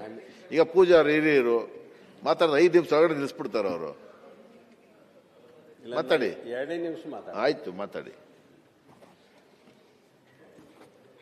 ಸಭಾಪತಿಗಳು ತಂದಂಥ 13 ಜನ ರಾಜ್ಯದ ಗೌರವ ಸನ್ಮಾನಗಳಿಗೆ ಪಾತ್ರರಾದಂಥದ್ದು, ಅವರ ಅಗಲಿಕೆಯ ಒಂದು ನೋವಿನಲ್ಲಿ ನಾವೆಲ್ಲರೂ ಭಾಗಿಯಾಗಿದ್ದೀವಿ ಅನ್ನುವಂಥ ಸಂದೇಶ ನೀಡುವ ಹಿನ್ನೆಲೆಯಲ್ಲಿ ತಂದಂಥ ಈ ಪ್ರಸ್ತಾವನೆ ಕುರಿತಂತೆ ಮಾತನಾಡುವಂಥದ್ದು. ವಿಶೇಷವಾಗಿ ರಾಮಚಂದ್ರೇಗೌಡರು ನಮ್ಮೆಲ್ಲರ ಹಿರಿಯರವರು. ಭಾರತೀಯ ಜನಸಂಘದಲ್ಲಿ ನಾನು ಅವ್ರ ಜೊತೆಗೆ ಇದ್ದಂಥ ಸಂದರ್ಭ ಕೂಡ ಇನ್ನೂ ನನ್ನ ನೆನಪಿನಲ್ಲಿದೆ. ಭಾರತೀಯ ಜನತಾ ಪಾರ್ಟಿಯ ಸ್ಥಾಪನೆ ಆದಂದಿನಿಂದ ಅವರನ್ನು ಸಮೀಪದಿಂದ ನಾನು ಕೂಡ ಬಂದೆ. ಒಬ್ಬ ಸಜ್ಜನ ರಾಜಕಾರಣಿಯಾಗಿ, ಜವಾಬ್ದಾರಿಯ ನಾಯಕರಾಗಿ, ಕಾರ್ಯಕರ್ತರಿಗೆ ಪ್ರೇರಣೆ ನೀಡುವಂಥ ವಿಚಾರವಾದಿಯಾಗಿ, ತತ್ವ ಸಿದ್ಧಾಂತಗಳ ಜೊತೆಗೆ ಎಂದಿಗೂ ಕೂಡ ರಾಜಿ ಆಗಲಾರಂಥವರ ಮನೋಭಾವನೆ ನಮ್ಮೆಲ್ಲರಿಗೂ ಪ್ರೇರಣೆ ಆಗಿತ್ತು. ಬಾಗಲಕೋಟೆಗೆ ತುಂಬ ಸಾರಿ ಬರ್ತಾ ಇದ್ರು ಅವರು. ಮಾನ್ಯ ನಮ್ಮ BS ಯಡಿಯೂರಪ್ಪನವ್ರ ಜೊತೆಗೆ ಕೂಡ ಹಲವಾರು ಸಾರಿ ಬಾಗಲಕೋಟೆಗೆ ಬಂದಾಗ ನಾನು ಅಲ್ಲಿ ಜಿಲ್ಲಾಧ್ಯಕ್ಷನಾಗಿ ಕೆಲಸ ಮಾಡುವಂಥ ಸಂದರ್ಭ ಬೆನ್ನು ತಟ್ಟುವಂಥ ಕೆಲಸ ಅವರು ಮಾಡ್ತಾ ಇದ್ದಾರೆ. ಎಲ್ರಿಗೂ ಪ್ರೇರಣೆ ನೀಡುವಂಥ ಅವರ ವ್ಯಕ್ತಿತ್ವ, ಒಬ್ಬ ರಾಜಕೀಯ ನಾಯಕ ಯಾವ ರೀತಿ ಕಾರ್ಯಕರ್ತನ ಬೆಳೆಸಬೇಕು ಅನ್ನುವಂಥದ್ರಲ್ಲಿ ಅಗ್ರಗಣ್ಯರು ಅವರು ಅಂತ ಹೇಳಿದರೆ ತಪ್ಪಾಗಲಿಕ್ಕಿಲ್ಲ. ನಾನು 2 ಬಾರಿ ವಿಧಾನಸಭೆಯ ಶಾಸಕನಾದಂಥ ಸಂದರ್ಭ 2000ಕ್ಕಿಂತ ಪೂರ್ವದಲ್ಲಿ ಅವರ ಮಾತುಗಾರಿಕೆ, ಸ್ವಚ್ಛವಾದಂಥ ವಿಚಾರ ಲಹರಿ ನಮಗೆಲ್ಲರಿಗೂ ಅನೇಕ ಸಂದರ್ಭಗಳಲ್ಲಿ ಹೋರಾಟಕ್ಕೆ ಪ್ರೇರಣೆ ಕೂಡ ಕೊಡ್ತಾ ಇತ್ತು. 92ನೇ ಇಸ್ವಿಯಲ್ಲಿ ಏಕ್ತಾ ಯಾತ್ರೆ ಕನ್ಯಾಕುಮಾರಿಯಿಂದ ಕಾಶ್ಮೀರವರೆಗೆ ಪಾದಯಾತ್ರೆ ತೆಗೆದುಕೊಂಡಂಥ ಸಂದರ್ಭ ನಾವು ಕೂಡ ಅವ್ರ ಜೊತೆಗೆ ಹೋಗಿದ್ದೀವಿ. ಒಟ್ಟಾರೆ ಅವರು ಸಮಾಜ ಸೇವಕರಾಗಿ, ಒಬ್ಬ ವಿಚಾರವಾದಿಯಾಗಿ, ನಮ್ಮ ಸಂಸ್ಕೃತಿ ಪರಂಪರೆಗಳ ಮುಖಾಂತರವೇ ನಮ್ಮ ರಾಷ್ಟ್ರದ ಅಭಿವೃದ್ಧಿ ಆಗಲಿಕ್ಕೆ ಸಾಧ್ಯ ಅನ್ನುವಂಥ ಒಂದು ವಿಚಾರವಾದಿಯಾಗಿ ತಾವು ನಂಬಿದಂಥ ಸಿದ್ಧಾಂತಗಳಿಗೆ ಬದ್ಧರಾಗಿ ನಡೆದುಕೊಂಡಂಥ ರೀತಿ ಏನಿತ್ತು ನಮ್ಮೆಲ್ಲರಿಗೂ ಕೂಡ ಪ್ರೇರಣೆ ತಂದುಕೊಟ್ಟಿದೆ ಅಂತ ಹೇಳ್ತಾ ಇದ್ದೇನೆ. ಜೊತೆಗೆ ವಿಶೇಷವಾಗಿ ವೆಂಕಟರಮಣಪ್ಪ ಅವರು ಕೂಡ ರವಿ ಅವರು ಹೇಳಿದ ಹಾಗೆ ಒಳ್ಳೆಯ ಸ್ನೇಹಜೀವಿಯಾಗಿದ್ದರು. ಆತ್ಮೀಯತೆಯಿಂದ ನಮ್ಮೆಲ್ಲರ ಜೊತೆಗೆ ಮಾತನಾಡ್ತಾ ಒಬ್ಬ ಶಾಸಕರಾಗಿ ಧೈರ್ಯದಿಂದ ಯಾವುದೇ ವಿಚಾರ ಸ್ಪಷ್ಟವಾಗಿ ಯಾವ ರೀತಿ ಪ್ರತಿಪಾದನೆ ಮಾಡಬೇಕು, ಯಾವುದೇ ವೇದಿಕೆಗಳಿರಲಿ ಅನ್ನುವಂಥದ್ದನ್ನು ಕೂಡ ಅವರಿಂದ ಕಲಿಯುವಂಥದ್ದು ಕೂಡ ಆಗಿದೆ. ಉಳಿದವ್ರ ಬಗ್ಗೆ ನಾನು ಹೇಳಲಿಕ್ಕೆ ಇಚ್ಛೆ ಪಡೋದಿಲ್ಲ. ವಿಶೇಷವಾಗಿ SR ರಾಮಸ್ವಾಮಿ ಅವ್ರ ಬಗ್ಗೆ ಅವರು ಒಳ್ಳೆಯ ಒಬ್ಬ ದಾರ್ಶನಿಕರಾಗಿ, ಒಳ್ಳೆಯ ಲೇಖಕರಾಗಿ, ದೇಶದ ಉನ್ನತ ಪರಂಪರೆ ಬಗ್ಗೆ, ಗರಿಮೆಗಳ ಬಗ್ಗೆ ಅನೇಕ ಲೇಖನಗಳನ್ನು ಬರೆದಂಥವರು, ಆಳವಾಗಿ ಅಭ್ಯಾಸ ಮಾಡಿದಂಥವರು, ಬೆಂಗಳೂರಿನಲ್ಲಿಯ ರಾಷ್ಟ್ರೋತ್ಥಾನ ಪರಿಷತ್ತಿನ ಅಧ್ಯಕ್ಷರಾಗಿ, ಸಂಪಾದಕರಾಗಿ ಅವರು ಮಾಡಿದಂಥ ಸೇವೆ ಅವಿಸ್ಮರಣೀಯ ಅಂತ ನಾನು ಭಾವಿಸ್ತಾ ಇದ್ದೇನೆ. ಸಂಸ್ಕೃತ, ಹಿಂದಿ, ಜರ್ಮನ್, ಫ್ರೆಂಚ್, ಕನ್ನಡ ಮತ್ತು ತೆಲುಗು ಭಾಷೆಗಳ ಜ್ಞಾನ ಹೊಂದಿದ್ದಾಗಿದ್ದರು. ಅನೇಕ ಒಳ್ಳೊಳ್ಳೆಯ ಪುಸ್ತಕಗಳನ್ನು ಕನ್ನಡಕ್ಕೆ ತರ್ಜುಮೆ ಮಾಡಿದಂಥದ್ದು, ಇಂಗ್ಲೀಷ್ನಲ್ಲಿ ಕೂಡ ತರ್ಜುಮೆ ಮಾಡಿದಂಥ ಹಿರಿಮೆ ಅವ್ರದ್ದಾದಂಥದ್ದು. ಗಾಂಧಿಯನ್ ಪರಿಸರ ವಿಜ್ಞಾನ ಪರಿಕಲ್ಪನೆ, ನೇತಾಜಿ ಸುಭಾಷ್ ಚಂದ್ರ ಬೋಸ್ ಅವ್ರ ಬಗ್ಗೆ, ಸರ್ ಮಿರ್ಜಾ ಇಸ್ಮಾಯಿಲ್ ಅವ್ರ ಬಗ್ಗೆ ಅನೇಕ ಘಟಾನುಘಟಿ ನಮ್ಮ ದೇಶಕ್ಕೆ ಪ್ರೇರಣೆ ಕೊಟ್ಟಂಥ ನಾಯಕರ ಬಗ್ಗೆ ಆಳವಾದ ಅಧ್ಯಯನ ಮಾಡಿ ಅವ್ರ ಬಗ್ಗೆ ಲೇಖನ ಬರೆದಂಥ ಹಿರಿಮೆ ಅವರು ಗಳಿಸ್ಕೊಂಡಿದ್ರು. ಆಶಾ ಭೋಸ್ಲೆ ಅವರ ಬಗ್ಗೆ, ನಮ್ಮ CN ಮುಕ್ತಾರ್ ಅವ್ರ ಬಗ್ಗೆ, S. ನೈಟ್ ಏನು ನಮ್ಮ ಜಾನಕಿ ಅವರ ಬಗ್ಗೆ, ಅವರೆಲ್ಲರೂ ತಮ್ಮ ತಮ್ಮ ಕ್ಷೇತ್ರಗಳಲ್ಲಿ ಪರಿಣಿತಿ ಹೊಂದಿ ಮಾದರಿಯ ಸಮಾಜ ಸೇವಕರಾಗಿ, ಗಾಯಕಿಯರಾಗಿ, ಲೇಖಕರಾಗಿ ನಮ್ಮೆಲ್ಲರ ಕಣ್ಣು ಮುಂದೆ ಇವತ್ತು ಕೂಡ ಅಜರಾಮರರಾಗಿ ಅವರು ಕಾಣ್ತಾ ಇದ್ದಾರೆ. ಅವರು ಅಗಲಿಕೆಯಿಂದ ನಮ್ಮ ರಾಜ್ಯ ಬಡವಾಗಿದೆ, ದೇಶ ಬಡವಾಗಿದೆ ಅನ್ನುವಂಥ ವಿಚಾರ ಹೇಳ್ತಾ ಅವರಿಗೂ ನಾನು ಕೂಡ ಸಂತಾಪ ಸೂಚಿಸಿ ಮಾತು ಸಭಾಪತಿಯವರಿಗೆ ವಂದಿಸುತ್ತಾ, ಜಗದ್ಗುರು ಶ್ರೀ ಶಂಕರಾಚಾರ್ಯರವರು ಪುನರಪಿ ಜನನಂ ಪುನರಪಿ ಮರಣಂ ಪುನರಪಿ ಜನನಿ ಜಠರೇ ಶಯನಂ ಅನ್ನುವಂಥ ನಮ್ಮ ಜೀವನ ಚಕ್ರವನ್ನು ನಮಗೆ ತೋರಿಸಿದ್ದಾರೆ. ಇವತ್ತು ಆ ಜೀವನ ಚಕ್ರದಲ್ಲಿ ಜನನ ಮರಣದ ಮಧ್ಯದಲ್ಲಿ ಅವರು ಮಾಡಿದ ಸತ್ಕರ್ಮದ ಕಾರಣಕ್ಕೋಸ್ಕರ ಇವತ್ತು ಈ 13 ಜನ ಮಹಾನ್ ಚೇತನರಿಗೆ ನಾವು ಶ್ರದ್ಧಾಂಜಲಿ ಕೊಡಲಿಕ್ಕೆ ನಿಂತಿದ್ದೇವೆ. ಆ ಮಹಾನ್ ಚೇತನರಿಗೆ ನಾನು ಭಕ್ತಿಪೂರ್ವಕವಾಗಿ ಶ್ರದ್ಧಾಂಜಲಿಯನ್ನು ಸಲ್ಲಿಸುತ್ತಾ, ನಾನು ದಕ್ಷಿಣ ಕನ್ನಡ ಜಿಲ್ಲೆ ಆದ ಕಾರಣಕ್ಕೋಸ್ಕರ ಇಬ್ಬರು ಮಹಾನ್ ಚೇತನ 2 ನಿಮಿಷದಲ್ಲಿ ಅವರಿಗೆ ಶ್ರದ್ಧಾಂಜಲಿ ಸಲ್ಲಿಸ್ತೇನೆ. ರಾಮಚಂದ್ರ ಬೈಕಂಪಾಡಿಯವರು ರಾಷ್ಟ್ರೀಯ ಸ್ವಯಂ ಸೇವಕ ಸಂಘದ ಸ್ವಯಂ ಸೇವಕರಾಗಿ, BJPಯ ಹಿರಿಯ ಧುರೀಣರಾಗಿ ಏನು ಸಂಘದ ಶಿಸ್ತಿನಂತೆ ನಡೆದುಕೊಂಡು ಸ್ವಂತಕ್ಕೆ ಸ್ವಲ್ಪ ಸಮಾಜಕ್ಕೆ ಸರ್ವಸ್ವಂತ ಬದುಕಿದವರು. ಅದರ ಜೊತೆಗೆ ಮಹಾನ್ ಪುರುಷ ಪಂಡಿತ್ ದೀನ್ ದಯಾಳ್ ಉಪಾಧ್ಯಾಯರ ಏನು ಅಂತ್ಯೋದಯದ ಮುಖಾಂತರ ಕಟ್ಟ ಕಡೆಯ ವ್ಯಕ್ತಿ ನ್ಯಾಯ ಸಿಗಬೇಕು, ಈ ಸಮಾಜದ ಪ್ರತಿಯೊಬ್ಬ ದೀನ ದಲಿತರು ಬಡವರು ಕೂಡ ಸಮಾಜದ ಮುಖ್ಯವಾಹಿನಿಗೆ ಬರಬೇಕಂತ ತನ್ನ ಜೀವನವನ್ನು ಪೂರ್ತಿಯಾಗಿ ಭಾಜಪದಲ್ಲಿ ಜವಾಬ್ದಾರಿ ಇಟ್ಕೊಂಡು ಕೆಲಸ ಮಾಡಿದವರು. ಮೊಗವೀರ ಸಮಾಜ ಅಂದ ತಕ್ಷಣ ಏನು ಗಡಿಭಾಗದಲ್ಲಿ ಸೈನಿಕರು ತಮ್ಮ ದೇಶವನ್ನು ಯಾವ ರೀತಿ ರಕ್ಷಣೆ ಮಾಡ್ತಾರ ಅದೇ ರೀತಿ ಮೊಗವೀರ ಸಮಾಜ ಕೂಡ ಸಮುದ್ರ ಭಾಗದಲ್ಲಿ ತಮ್ಮ ಆ ಭಾಗವನ್ನು ಗಡಿಭಾಗವನ್ನು ಸಮುದ್ರದ ಗಡಿಭಾಗವನ್ನು ರಕ್ಷಣೆ ಮಾಡತಕ್ಕಂಥ ಒಂದು ಉನ್ನತ ಸಮಾಜ, ದೊಡ್ಡ ಮಟ್ಟದ ಕೊಡುಗೆ ಕೂಡ ಆ ಮೊಗವೀರ ಸಮಾಜದುಂಟು. ರಾಮಚಂದ್ರ ಬೈಕಂಪಾಡಿ ಅವರು ಮೊಗವೀರ ಸಮಾಜವನ್ನು ಅತ್ಯಂತ ಎತ್ತರಕ್ಕೆ ಕೊಂಡು ಹೋಗುವ ಮುಖಾಂತರ ಅದರ ಜೊತೆಗೆ ಅದನ್ನು ಹಿಂದೂ ಸಮಾಜದ ಮುಖ್ಯವಾಹಿನಿಗೆ ತರುವ ಮುಖಾಂತರ ಅವರು ಕೂಡ ಹಿಂದೂ ಸಮಾಜ ದೊಡ್ಡ ಕೊಡುಗೆಯನ್ನು ಕೊಟ್ಟಿದ್ದಾರೆ. ಅವರ ಅಗಲಿಕೆ ಇಡೀ ಭಾರತೀಯ ಜನತಾ ಪಾರ್ಟಿಗೆ ದೊಡ್ಡ ದುಃಖ ಆಗಿದೆ. ಅವರಿಗೆ ನಾನು ಶ್ರದ್ಧಾಂಜಲಿ ಸಲ್ಲಿಸುತ್ತಾ, ಇನ್ನೊಬ್ಬರು ಡಾಕ್ಟರ್ ಗಿರೀಶ್ ಭಾರದ್ವಾಜ್ ಅವರು ದಕ್ಷಿಣ ಕನ್ನಡ ಜಿಲ್ಲೆ ಅಂದ ತಕ್ಷಣ ಇಡೀ ದೇಶಕ್ಕೆ ಶಿಕ್ಷಣದಲ್ಲಿ, ಬ್ಯಾಂಕಿಂಗ್ ವ್ಯವಸ್ಥೆಯಲ್ಲಿ ಎಲ್ಲದರಲ್ಲಿ ಕೂಡ ಮುಂಚೂಣಿಯಲ್ಲಿರ್ತಕ್ಕಂಥ ದಕ್ಷಿಣ ಕನ್ನಡ ಜಿಲ್ಲೆ. ಸುಳ್ಯದಲ್ಲಿ ಜನಿಸಿದರೂ ಕೂಡ 1989ರಲ್ಲಿ ಪಯಸ್ವಿನಿ ನದಿಯಲ್ಲಿ, ಅಲ್ಲಿ ಅರಂತೋಡಿನ ಅರಂಬೂರು ಅನ್ನೋ ಜಾಗದಲ್ಲಿ ನದಿಯ ಆ ಕಡೆ ಈ ಕಡೆ ದಡದಲ್ಲಿರ್ತಕ್ಕಂಥ ಜನರಿಗೆ ನದಿಯನ್ನು ದಾಟಲಿಕ್ಕೆ ಸಾಧ್ಯ ಆಗದ ಸಂದರ್ಭದಲ್ಲಿ ಕಬ್ಬಿಣದ ಅಂದರೆ ಹಗ್ಗದ ಮುಖಾಂತರ ನದಿ ಜೋಡಣೆ ಮಾಡುವ ಮುಖಾಂತರ, ಸೇತುವೆ ನಿರ್ಮಾಣ ಮಾಡುವ ಮುಖಾಂತರ ಆ ಭಾಗಕ್ಕೆ ಶಕ್ತಿಯನ್ನು ತುಂಬಿದರು. ಗಿರೀಶ್ ಭಾರದ್ವಾಜ್ ಅವರು ದೇಶಕ್ಕೆ ಅತ್ಯಂತ ಹೆಸರುವಾಸಿ ಆಗುವ ಮುಖಾಂತರ ಸುಮಾರು 140 ಈ ರೀತಿಯ ನದಿ ಜೋಡಣೆ ಮಾಡುವ ಮುಖಾಂತರ, ಸೇತುವೆ ನಿರ್ಮಾಣ ಮಾಡುವ ಮುಖಾಂತರ, ಉಕ್ಕಿನ ಹಗ್ಗದಲ್ಲಿ ಸೇತುವೆ ನಿರ್ಮಾಣ ಮಾಡುವಂಥದ್ದು. ನಾವು ಸರಕಾರ ಕಾಂಕ್ರೀಟ್ ಸೇತುವೆ ನಿರ್ಮಾಣ ಮಾಡಬೇಕಾದ್ರೆ ಕೋಟಿಗಟ್ಟಲೆ ಖರ್ಚು ಉಂಟು, ಅಷ್ಟೇ ಸಮಯ ಕೂಡ ಬೇಕಾಗ್ತದೆ. ಆದರೆ ಅತ್ಯಂತ ಕಡಿಮೆ ಹಗುರವಾದ ಭಾರ ಕಡಿಮೆ ಇರತಕ್ಕಂಥ ಸೇತುವೆ ನಿರ್ಮಾಣ ಮಾಡುವ ಮುಖಾಂತರ ನದಿಯ ಆ ಭಾಗದ ಈ ಭಾಗದ ಜನರನ್ನ ಮನಸ್ಸನ್ನು ಬೆಸೆಯುವಂಥ ಕೆಲಸವನ್ನು ಮಾಡಿದ್ದಾರೆ. ಅಷ್ಟೇ ಅಲ್ಲ, ನಮ್ಮ ಪಕ್ಕದ ಕೇರಳ ಇರ್ಬೋದು, ತಮಿಳುನಾಡು ಇರ್ಬೋದು, ಒಡಿಸ್ಸಾ ಇರ್ಬೋದು, ಇಲ್ಲಿ ಕೂಡ ಏನು ನಕ್ಸಲ್ ಬಾಧಿತ ಕ್ಷೇತ್ರ ಕೂಡ ಹೋಗಿ ಅಲ್ಲಿರ್ತಕ್ಕಂಥ ನಕ್ಸಲರ ಗುಂಡಿನ ಮಧ್ಯದಲ್ಲಿ ಕೂಡ ಅಧಿಕಾರಿಗಳು ಹೋಗಿ ಸಾಧ್ಯವಾಗದ ಸಂದರ್ಭದಲ್ಲಿ ಆ ಜಾಗದಲ್ಲಿ ಕೂಡ ಅಲ್ಲಿರ್ತಕ್ಕಂಥ ಜನರಿಗೆ ಆ ಸೇತುವೆ ನಿರ್ಮಾಣ ಮಾಡುವ ಮುಖಾಂತರ ಅವರಿಗೆ ಬದುಕನ್ನು ಕಟ್ಟಿಕೊಟ್ಟಿದ್ದಾರೆ. ಸನ್ಮಾನ್ಯ ನರೇಂದ್ರ ಮೋದಿಜಿಯವರ ಕೇಂದ್ರ ಸರ್ಕಾರ 2017ರಲ್ಲಿ ಅವರಿಗೆ ಪದ್ಮಶ್ರೀ ಪ್ರಶಸ್ತಿಯನ್ನು ಕೊಡುವ ಮುಖಾಂತರ ಅವರನ್ನು ಗೌರವಿಸಿದೆ. ಅವರು ಅತ್ಯಂತ ಸರಳ ಸಜ್ಜನಿಕೆಯವರು, ತನ್ನ ಸ್ವಂತದ್ದು ಯಾವುದು ಕೂಡ ಬಯಸದೆ ಸಮಾಜಕ್ಕೋಸ್ಕರನೇ ಬದುಕಿದರು. ಆ ಮುಖಾಂತರ ಒಂದು ದೇಶಕ್ಕೆ ಅತ್ಯಂತ ದೊಡ್ಡ ಕೊಡುಗೆಯನ್ನು ಕೊಡುವ ಮುಖಾಂತರ ಜನರ ಮನಸ್ಸನ್ನು ಬೆಸೆಯುವ ಕೆಲಸವನ್ನು ಮಾಡಿದ ಅವರು ಎಲ್ಲರಿಗೂ ಕೂಡ ನಾನು ಅತ್ಯಂತ ಹೃದಯಪೂರ್ವಕ ಶ್ರದ್ಧಾಂಜಲಿಯನ್ನು ಸಮರ್ಪಿಸುತ್ತೇನೆ. ಧನ್ಯವಾದಗಳು. ಶಿವಣ್ಣವರು.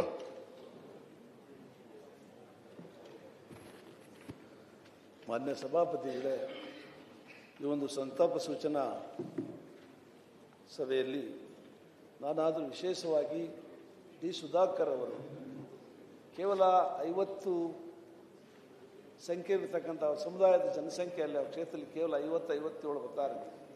ಅಂಥ ಕ್ಷೇತ್ರದಲ್ಲಿ ಸತತವಾಗಿ ಚಳ್ಳಕೆರೆ ಮತ್ತು ಹಿರಿಯೂರು ಕ್ಷೇತ್ರದಲ್ಲಿ ಶಾಸಕರಾಗಿ, ಮಂತ್ರಿಗಳಾಗಿ, DC ಬ್ಯಾಂಕ್ ಅಧ್ಯಕ್ಷರಾಗಿ ತಮ್ಮ ಅಪೂರ್ವವಾದ ಸೇವೆಯನ್ನು ಸಲ್ಲಿಸತಕ್ಕಂಥ ಸುಧಾಕರ್ ಅವರು ಆ ಒಂದು ಸಾಮಾನ್ಯ ಕ್ಷೇತ್ರದಲ್ಲಿ, general constituency, it is not A reserve constituency, ಅಂಥ ಕ್ಷೇತ್ರದಲ್ಲಿ ಅವರಿಗೆ ಆಯ್ಕೆ ಆಗ್ತಾರೆ ಸತತವಾಗಿ ಅಂತ ಹೇಳಿದ್ರೆ ಇದು ಪ್ರಜಾಪ್ರಭುತ್ವದ ಸೌಂದರ್ಯದ, ಅಂಬೇಡ್ಕರ್ ಕೊಟ್ಟಂಥ ಸಂವಿಧಾನದ ಪ್ರಜಾಪ್ರಭುತ್ವ ಸೌಂದರ್ಯದ ಲಕ್ಷಣ ಅಂತ ನಾನು ಭಾಳ ಹೆಮ್ಮೆಯಿಂದ ಹೇಳ್ತೇನೆ. ಮತ್ತೊಬ್ಬ ಡಾಕ್ಟರ್ CV ರಣ್ಣವರು ಕೂಡ ರಾಮಕೃಷ್ಣ ಹೆಗಡೆಯವರ ಸರ್ಕಾರದಲ್ಲಿ ಸಣ್ಣ ಉಳಿತಾಯ ಮತ್ತು ಲಾಟ್ರಿ ಮಂತ್ರಿಗಳಾಗಿ ಯಾವುದೇ ಇಲಾಖೆಗಳು ಮಂತ್ರಿಗಳು ಇಂಥ ಇಲಾಖೆಗಳೇ ಬೇಕು, ಅಂಥ ಇಲಾಖೆಗಳೇ ಬೇಕು ಅಂತ ಕೇಳುವಂಥ ಸಂದರ್ಭದಲ್ಲಿ ಒಂದು ಸಣ್ಣ ಇಲಾಖೆಯಲ್ಲೂ ಕೂಡ ಒಂದು ಮಹತ್ತರವಾದ ಬದಲಾವಣೆ ಅಂತಕ್ಕಂಥ ಒಂದು ದಕ್ಷ ಆಡಳಿತ ಆಗಿ ಕೆಲಸ ಮಾಡಿದಂಥ CV ರಣ್ಣವರು ಕೂಡ ಅವರಿಗೆ ದೇವರಾಜ ಅರಸು ಪ್ರಶಸ್ತಿಯನ್ನು ಸನ್ಮಾನ್ಯ ಸಿದ್ದರಾಮಯ್ಯನವರು ಮುಖ್ಯಮಂತ್ರಿಗಳಾಗಿದ್ದಾಗ ದಯಪಾಲಿಸಿದರು. ಅವರು ಕೂಡ ನಿಧನ ನಮ್ಮ ರಾಜ್ಯದ ಮೌಲ್ಯಾಧಾರಿತ ರಾಜಕಾರಣಕ್ಕೆ ಒಂದು ತೊಂದರೆ ಅಂತ ನಾನು ಭಾವಿಸ್ತೇನೆ. ಮತ್ತು ಹನುಮಂತಪ್ಪನವರು ಕೂಡ ಚಿತ್ರದುರ್ಗ ಜಿಲ್ಲೆಯಿಂದ ಕಳೆದ 3 ಸಲ ರಾಜ್ಯಸಭಾ ಸದಸ್ಯರಾಗಿ, ಕೇಂದ್ರ ರೇಷ್ಮೆ ಮಂಡಳಿಯ ಅಧ್ಯಕ್ಷರಾಗಿ ಅನೇಕ ಯುವಕರಿಗೆ ಉದ್ಯೋಗಗಳನ್ನ ಸೃಷ್ಟಿ ಮಾಡತಕ್ಕಂಥ, ಉದ್ಯೋಗಗಳ ಅವಕಾಶ ಕೊಡ್ತಕ್ಕಂಥ ಅನೇಕ ಯೋಜನೆಗಳು ಕೂಡ ಅವರು ಮಾಡಿದ್ದಾರೆ. ಇವರೇನು 13 ಜನಗಳು ಇವತ್ತು ನಮ್ಮ ರಾಜ್ಯ ಜನತೆಯನ್ನು ಅಗಲಿ ಹೋಗಿದ್ದಾರೆ. ಅವರ ಆತ್ಮಕ್ಕೆ ಶಾಂತಿ ಸಿಗಲಿ. ಮತ್ತು ನಮ್ಮ ಸ್ನೇಹಿತರು ಒಬ್ಬರು ಹೇಳಿದರು, ಚೆನ್ನಮ್ಮನವರಿಗೆ ಒಂದು ನಮ್ಮ ಅನ್ನಭಾಗ್ಯ ಸ್ಕೀಮ್ನಲ್ಲಿ ಅವ್ರ ಹೆಸರಿಡಬೇಕು ಅಂತ. ನಾನು ಕೇಂದ್ರ ಸರ್ಕಾರ ಒತ್ತಾಯ ಮಾಡ್ತೇನೆ. ಚೆನ್ನಮ್ಮನವರ ಹೆಸರನ್ನ ನೀವು ಉಜ್ವಲ ಯೋಜನೆ ಇದೆಯಲ್ಲ, ಕೇಂದ್ರ ಸರ್ಕಾರ ತಂದಿರತಕ್ಕಂಥ ಉಜ್ವಲ ಯೋಜನೆಯಲ್ಲಿ ಆ ಚೆನ್ನಮ್ಮನ ಹೆಸರು ಸೇರಿಸಲಿ ಅಂತ ನಾನಾದರೂ ಕೇಂದ್ರ ಸರ್ಕಾರ ಒತ್ತಾಯ ಮಾಡ್ತೇನೆ ಅಂತ ಹೇಳಿ ಅವರೆಲ್ಲರಿಗೂ ನನ್ನ ಸಾಷ್ಟಾಂಗ ನಮಸ್ಕಾರಗಳನ್ನು ತಿಳಿಸಿ ನನ್ನ ಮಾತನ್ನು ಮುಗಿಸ್ತೇನೆ. ಕೊನೆಯದಾಗಿ ರವಿಕುಮಾರ್, ಲಾಸ್ಟ್ ನೀವೇ, ಬೇಗ ಮುಗಿಸ್ಬಿಡಿ. ಸಭಾಪತಿಗಳೇ, ಅವಕಾಶಕ್ಕೆ ಧನ್ಯವಾದಗಳು. 13 ಜನ ಏನು ದೈವಾಧೀನರಾಗಿದ್ದಾರೆ, ಅದರಲ್ಲಿ SR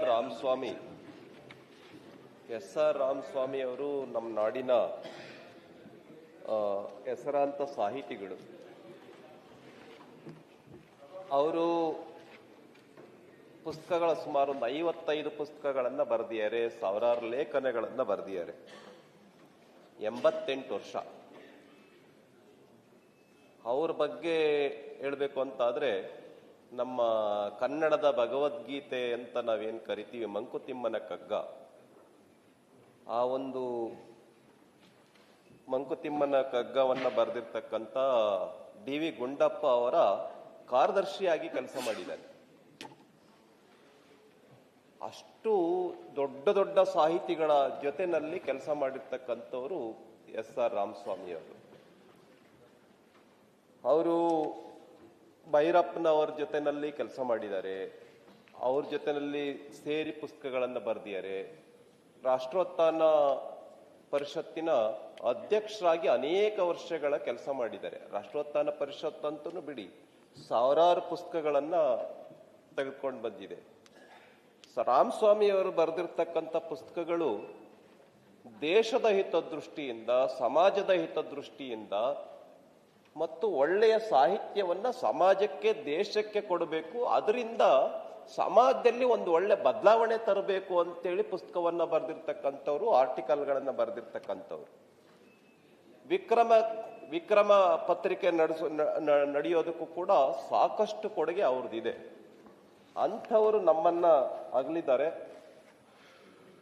ಅವರ ಕುಟುಂಬಕ್ಕೆ ಭಗವಂತ ಶಕ್ತಿಯನ್ನ ಕೊಡ್ಲಿ ಅಂತ ಹೇಳಿ ನಾನು ಎರಡು ಮಾತನ್ನ ಹೇಳೋದಕ್ಕೆ ಬಯಸ್ತೇನೆ. S. ಜಾನಕಿ ಅವರು ಪಕ್ಕದ ಆಂಧ್ರ ಪ್ರದೇಶದವರಾದರೂ ಕೂಡ ನಾನು ಕೊನೆ ದಿನಗಳನ್ನ ಮೈಸೂರಿನಲ್ಲಿ ಕಳಿತೀನಿ ಅಂತ ಇಷ್ಟಪಟ್ಟು ಮೈಸೂರಿನಲ್ಲಿನೇ ಇದ್ದಂಥವ್ರು. ಎಷ್ಟು ಸಾವಿರ ಹಾಡು? 48,000 ಹಾಡು. ಅದರೊಳಗೂ ಜಪಾನ್ ಭಾಷೆನಲ್ಲೂ ಹಾಡಿದ್ದಾರೆ. ಅದಕ್ಕೆ ನನಗೇನನ್ಸುತ್ತೆ ಅಂತ ಹೇಳಿದ್ರೆ, ಈ ತರದ ಬಹಳ ದೊಡ್ಡ ಕೊಡುಗೆಯನ್ನ ಏನು ಕೊಟ್ಟಿದ್ದಾರೆ, ಉದಾಹರಣೆಗೆ S. ಜಾನಕಿ, ಬಾಲಸುಬ್ರಹ್ಮಣ್ಯಂ, ಇವ್ರ ಹೆಸರಿನಲ್ಲಿ ಯಾರು ವಿದ್ಯಾರ್ಥಿಗಳಿದ್ದಾರೆ, ಸಂಗೀತ ವಿದ್ಯಾರ್ಥಿಗಳು, ಯಾರು ಬಡ ವಿದ್ಯಾರ್ಥಿಗಳಿದ್ದಾರೆ, ಅವರಿಗೆ ಒಂದು ವರ್ಷಕ್ಕೆ 10 ಜನ ವಿದ್ಯಾರ್ಥಿಗಳಿಗೆ S. ಜಾನಕಿ ಹೆಸರಿನಲ್ಲಿ, ಬಾಲಸುಬ್ರಹ್ಮಣ್ಯ ಅವರ ಹೆಸರಿನಲ್ಲಿ ಒಂದು ಒಳ್ಳೆ ಸ್ಕಾಲರ್ಶಿಪ್ ಅನ್ನ ಕೊಡ್ಲಿ. ಅವಾಗ S. ಜಾನಕಿ ಅವರ ಹೆಸರು ಅವ್ರ ಮನೆಗೆ ತಲುಪುತ್ತೆ, ಸಮಾಜಕ್ಕೆ ತಲುಪುತ್ತೆ. ಬಾಲಸುಬ್ರಹ್ಮಣ್ಯ ಅವರ ಹೆಸರು ಅವರ ಸಮಾಜಕ್ಕೆ ತಲುಪುತ್ತೆ, ಅವರ ವಿಚಾರಗಳನ್ನ ಮುಂದಕ್ಕೆ ತೆಗೆದುಕೊಂಡು ಹೋದಂಗಾಗತ್ತೆ. ಇನ್ನೊಂದು ನಾನು ಹೇಳಲಿಕ್ಕೆ ಹೊರಟಿದ್ದು ಚೆನ್ನಮ್ಮ ಅವರು. ಓಕೆ, ಹುಟ್ಟಿದವನು ಸಾಯಲೇಬೇಕು, ಅದರೊಳಗೆ ಬೇರೆ ದಾರಿನೇ ಇಲ್ಲ. ಆದರೆ ಚೆನ್ನಮ್ಮ ಅವರ ಬದುಕು ಇವತ್ತಿನ ಸಮಾಜಕ್ಕೆ ಹೇಗೆ ಮಾದರಿ? ಓದಿದ್ರು ಬಿಡಪ್ಪ, ಅವರೇನು ಯೂನಿವರ್ಸಿಟಿಗೆ ಓದವರಲ್ಲ, ಬಹಳಷ್ಟು ಡಿಗ್ರಿ ಮಾಡಿದಂಥವ್ರಲ್ಲ. ಆದರೆ ಚೆನ್ನಮ್ಮ ಇವತ್ತು ಮನೆಯಲ್ಲಿ ಅಡಿಗೆ ಮಾಡದೇ ಇರ್ತಕ್ಕಂಥ ಅನೇಕ ಜನ, ಸಾವಿರಾರು ಜನ ಯುವತಿಯರಿದ್ದಾರೆ. ಆದರೆ ಚೆನ್ನಮ್ಮ ಅವರು ಯಾವುದೇ ಪಾರ್ಟಿ ಅವ್ರ ಮನೆಗೆ ಬರಲಿ, ನನಗೆ ಇವ್ರು ಹೇಳ್ತಾ ಇದ್ರು, ಅವ್ರ ಇದಕ್ಕೆ ಹೋದಾಗ ಜಮೀರ್ ಅವರು ಪಾಪ ಅವ್ರು ಕಣ್ಣೀರು ಹಾಕಿದ್ರು, ಇಲ್ಲ ರೀ ನಾವು ಹೋದಾಗೆಲ್ಲ ಊಟ ಹಾಕ್ತಿದ್ರು ಅಂತ. ಹಂಗೆ ಅಷ್ಟು ಶಿಕ್ಷಣ ಇಲ್ಲದೆ ಹೋದ್ರು ಕೂಡ ಚೆನ್ನಮ್ಮ ಅವರು ಬಂದವರಿಗೆ ಆ ಒಂದು ಕಲ್ಚರ್, ಬಂದಂತ ಆತಿಥ್ಯ ಆ ಥರವನ್ನು ಮಾಡೋದ್ರಲ್ಲಿ ಇವತ್ತಿನ ಸಮಾಜಕ್ಕೆ ಖಂಡಿತ ಒಂದು ಮಾದರಿಯನ್ನ ಚೆನ್ನಮ್ಮ ಅವರು ಬಿಟ್ಟೋಗಿದ್ದಾರೆ. ಇನ್ನು ಹನುಮಂತಪ್ಪ ಅವರು ನನಗೆ ಹೆಚ್ಚು ಪರಿಚಯ ಅಲ್ದ ಹೋದ್ರು ಕೂಡ ನೀನು ನಮ್ಮ ಜಿಲ್ಲೆ ಏನಪ್ಪ, ನೀನು ನಮ್ಮ ಕಾಲೇಜಿಗೆ ಬರಬೇಕು ಅಂತೇಳಿ ಬೊಮ್ಮಾಯಿ ಅವರು ಮುಖ್ಯಮಂತ್ರಿ ಆಗಿದ್ದಾಗ ಅವರನ್ನ ಕಾಲೇಜಿಗೆ ಕರೆದಿದ್ದು, ನನಗೂ ಕೂಡ ಕರೆದಿದ್ದು, ನೀನು ಬರ್ಬೇಕೋ ತಪ್ಪಿಸ್ಬೇಡ ಅಂತ. ನಾವು ಯಾಕೆ ಅಂತ ಹೇಳಿದ್ರೆ ಗೌರ್ಮೆಂಟ್ ಆರ್ಟ್ಸ್ ಕಾಲೇಜ್ ಬಹಳ ದಾರಿ ತಪ್ಪಿ ಹೋಗಿತ್ತು. ಹೂವೇಗೌಡರು ಅಂತ ಹೇಳಿ ಅಲ್ಲಿನ ಪ್ರಿನ್ಸಿಪಾಲ್ರು ಬಂದ ಮೇಲೆ ಆ ಕಾಲೇಜು ಒಂದು ಬಹಳ ಸರಿದಾರಿಗೆ ತರೋದಕ್ಕೆ ಒಂದು ದೊಡ್ಡ ಗುಂಪು ಸೇರಿ ಆ ಕಾಲೇಜನ್ನ ಸರಿದಾರಿಗೆ ತರೋದಕ್ಕೆ ಪ್ರಯತ್ನ ಮಾಡಿದ್ವಿ. ಅದಕ್ಕೆ ನಮಗೆ ಸಪೋರ್ಟ್ ಮಾಡಿದವ್ರು ಯಾರಪ್ಪ ಅಂತ ಹೇಳಿದ್ರೆ ಹನುಮಂತಪ್ಪ ಅವರು. ಇಲ್ಲ, ನೀವು ಒಳ್ಳೆ ಕೆಲಸ ಮಾಡ್ತಾ ಇದ್ದೀರಾ, ಅವ ಪ್ರಿನ್ಸಿಪಾಲ್ರಿಗೆ ಸಪೋರ್ಟ್ ಮಾಡಿ ಅಂತ. ಆಮೇಲೆ ಹನುಮಂತಪ್ಪ ಅವರು ಒಳ್ಳೆ ಲಾ ಗ್ರಾಜ್ಯುಯೇಟ್ಸ್ ಬರಬೇಕು ಅಂತ ಹೇಳಿ ಸರಸ್ವತಿ ಲಾ ಕಾಲೇಜನ್ನ ಇದು ಮಾಡಿ ಒಂದು ಸರಸ್ವತಿ ಲಾ ಕಾಲೇಜನ್ನ ಚೆನ್ನಾಗಿ ಮಾಡುವಂಥದ್ರಲ್ಲಿ ಚಿತ್ರದುರ್ಗದೊಳಗೆ ಒಂದು ಒಳ್ಳೆ ಕೆಲಸವನ್ನ ಮಾಡಿದ್ರು. ಅದಕ್ಕೆ ನನಗೂ ಕೂಡ ಕರೆದಿದ್ರು. ಹೀಗೆ ಸಮಾಜದಲ್ಲಿ ಒಳ್ಳೆಯ ಪರಂಪರೆಯನ್ನ, ಒಳ್ಳೆಯ ಆದರ್ಶಗಳನ್ನ ಬಿಟ್ಟು ಹೋಗಿರ್ತಕ್ಕಂಥ 13 ಜನ ಏನಿದ್ದಾರೆ ಅವರ ಕುಟುಂಬಕ್ಕೆ, ಅವರ ನೆರೆಹೊರೆಯವರಿಗೆ, ಅವರ ಸಂಬಂಧಿಕರಿಗೆ ಈ ಅಗಲಿಕೆ ಏನಿದೆ ಆ ಒಂದು ಅಗಲಿಕೆಯನ್ನ, ಆ ಒಂದು ಶಕ್ತಿಯನ್ನ ಭಗವಂತ ಅವರಿಗೆ ಕರುಣಿಸ್ಲಿ ಅಂತೇಳಿ ಸಂದರ್ಭದಲ್ಲಿ ನನ್ನ ಶ್ರದ್ಧಾಂಜಲಿಯನ್ನ ಸಲ್ಲಿಸ್ತೇನೆ. ಇಂದಿನ ಈ ಸದನದ ಸಂತಾಪ ಸೂಚನೆಯ ನಿಲುವಳಿಗೆ ಸಹಮತವನ್ನು ವ್ಯಕ್ತಪಡಿಸುತ್ತಾ, ಅವಕಾಶಕ್ಕಾಗಿ ವಂದಿಸುತ್ತಾ, ನನ್ನ ಈ 13 ಜನರು ಏನು ಇವತ್ತು ಸಮಾಜದಲ್ಲಿ ಮುಖ್ಯವಾಹಿನಿಯಲ್ಲಿದ್ದಂಥವರು, ಪ್ರಮುಖರು, ಏನು ಈ ಪ್ರಪಂಚವನ್ನು ತೊರೆದಿದ್ದಾರೆ, ಅದರಲ್ಲಿ ರಾಜಕೀಯ ಕ್ಷೇತ್ರ, ಸೇವಾ ಕ್ಷೇತ್ರ ಮತ್ತು ಸಂಗೀತ ಕ್ಷೇತ್ರ, ಜೊತೆಯಲ್ಲೇ ಪರಿಸರವಾದಿಗಳು, ಹಲವಾರು ಜನರು ಇವತ್ತು ತೊರೆದಿದ್ದಾರೆ. ಆದರೆ ಒಂದು 3 ವ್ಯಕ್ತಿಗಳ ನನ್ನ ಒಡನಾಟದ ವಿಚಾರವನ್ನು ಇಲ್ಲಿ ಹೇಳಲಿಕ್ಕೆ ಇಚ್ಛೆ ಪಡ್ತೇನೆ. ಮೊದಲನೇದು ನಮ್ಮ ರಾಮಚಂದ್ರೇಗೌಡರು. ನಾನು ಇಂಜಿನಿಯರಿಂಗ್ ಮುಗಿಸಿ ಮೊದಲು ಗ್ರಾಜ್ಯುಯೇಟ್ ಚುನಾವಣೆಗೆ ಮತದಾರನಾದಂಥ ಸಂದರ್ಭದಲ್ಲಿ, ಮೋಸ್ಟ್ಲಿ ತಮಗೂ ಸಭಾಪತಿಯವ್ರಿಗೂ ಅನುಭವ ಇದೆ ಅನಿಸುತ್ತೆ, PB ಸುರೇಶ್ ಅವರು ಅವ್ರ ಮೇಲೆ ಚುನಾವಣೆಗೆ ನಿಂತಿದ್ರು. ಅವಾಗ ಪಾವಗಡದವ್ರಿಗೂ ಕ್ಷೇತ್ರ ವ್ಯಾಪ್ತಿ ಇತ್ತು. ಅವಾಗ ಬೆಂಗಳೂರು ಗ್ರಾಮಾಂತರ, ಪಾವಗಡನು ಅಂದರೆ ತುಮಕೂರು ಬರೋದು.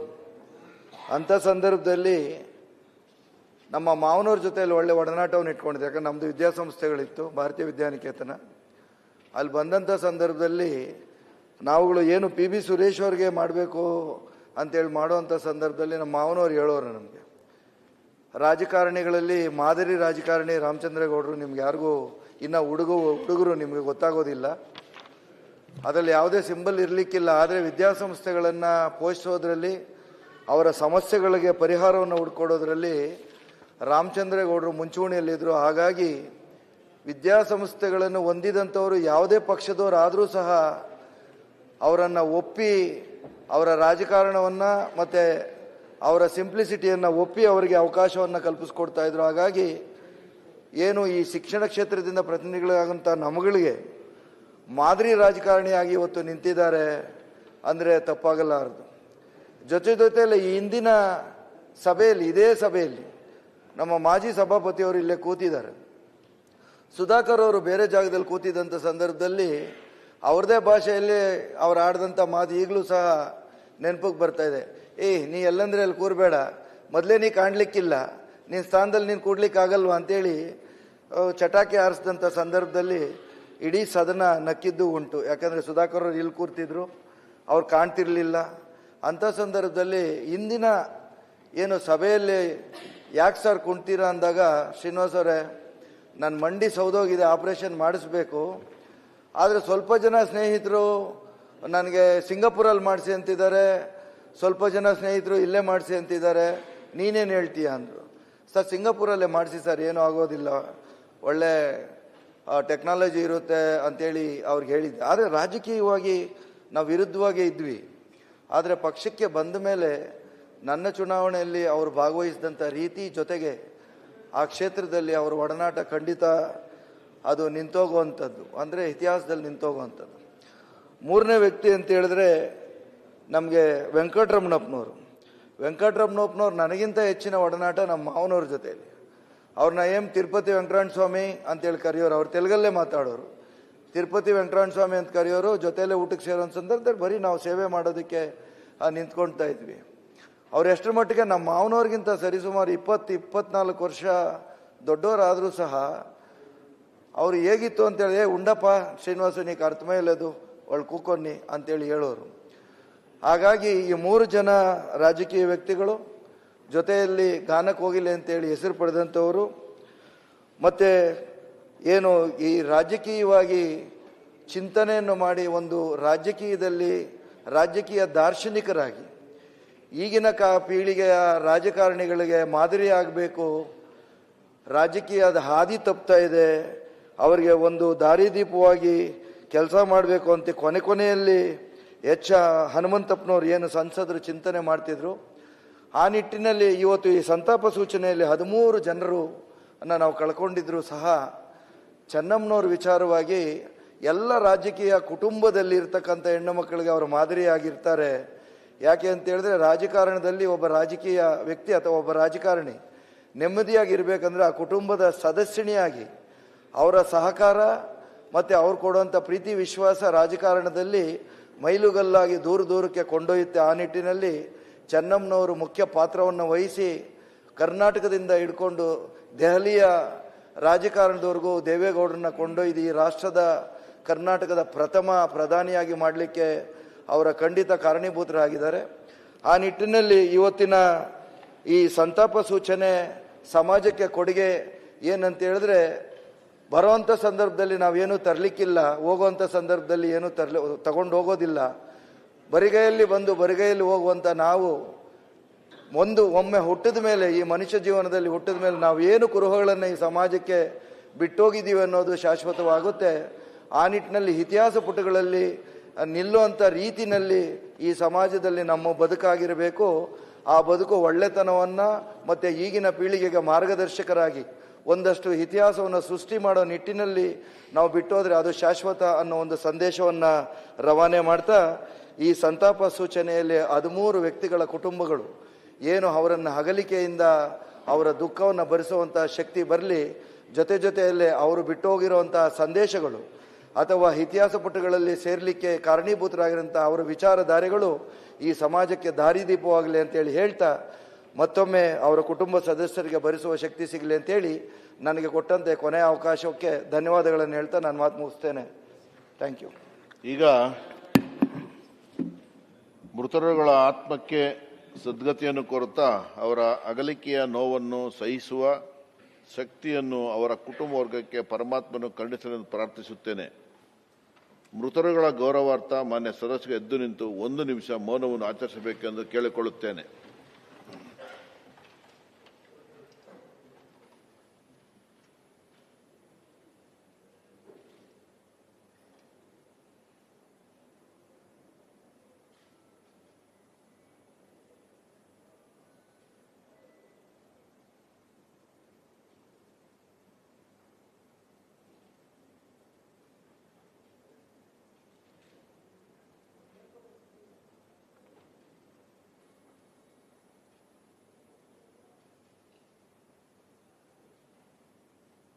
ಓಂ ಶಾಂತಿ ಶಾಂತಿ ಶಾಂತಿ.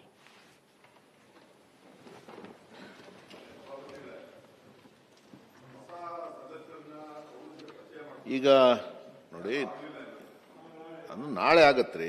ಇವತ್ತು ಸಂತಾಪ ಸೂಚನೆ ಮಾತ್ರ ನಾಳೆ ಇಂಟ್ರೊಡ್ಯೂಸ್ ಆಗುತ್ತೆ. ನಾಳೆ ಆಗತ್ತೆ. ನಾಳೆ ಸಚಿವರನ್ನ ಶಾಸಕರನ್ನ ಪರಿಚಯವನ್ನ ಮಾಡಿಕೊಡಲಾಗತ್ತೆ. ಆಯ್ತು, ಕೊಟ್ಟಿದ್ದೀವಿ. ಈಗ ಅವ್ರ ಹೆಸರು ಹೇಳಿದೀವಲ್ಲ, ರೆಕಾರ್ಡ್ಗೆ ಹೋಗಿದೆ. ತಮಗೆಲ್ಲ ಭೋಜೇಗೌಡರಿಗೆಲ್ಲ ಪರಿಚಯ ಆಗಿರ್ತಕ್ಕಂಥವ್ರು ಬಂದಿರ್ತಕ್ಕಂಥವ್ರಲ್ಲ. ಹಾಗಾಗಿ ಭೋಜೇಗೌಡರು ಇನ್ನೂ ಜಾಸ್ತಿ ಪರಿಚಯ ಬೇಕು ಅಂದ್ರೆ, ಭೋಜೇಗೌಡರು ಇನ್ನೂ ಜಾಸ್ತಿ ಪರಿಚಯ ಬೇಕು ಅಂದ್ರೆ ಸದ್ಯ ಸೇರ್ಬೋದು.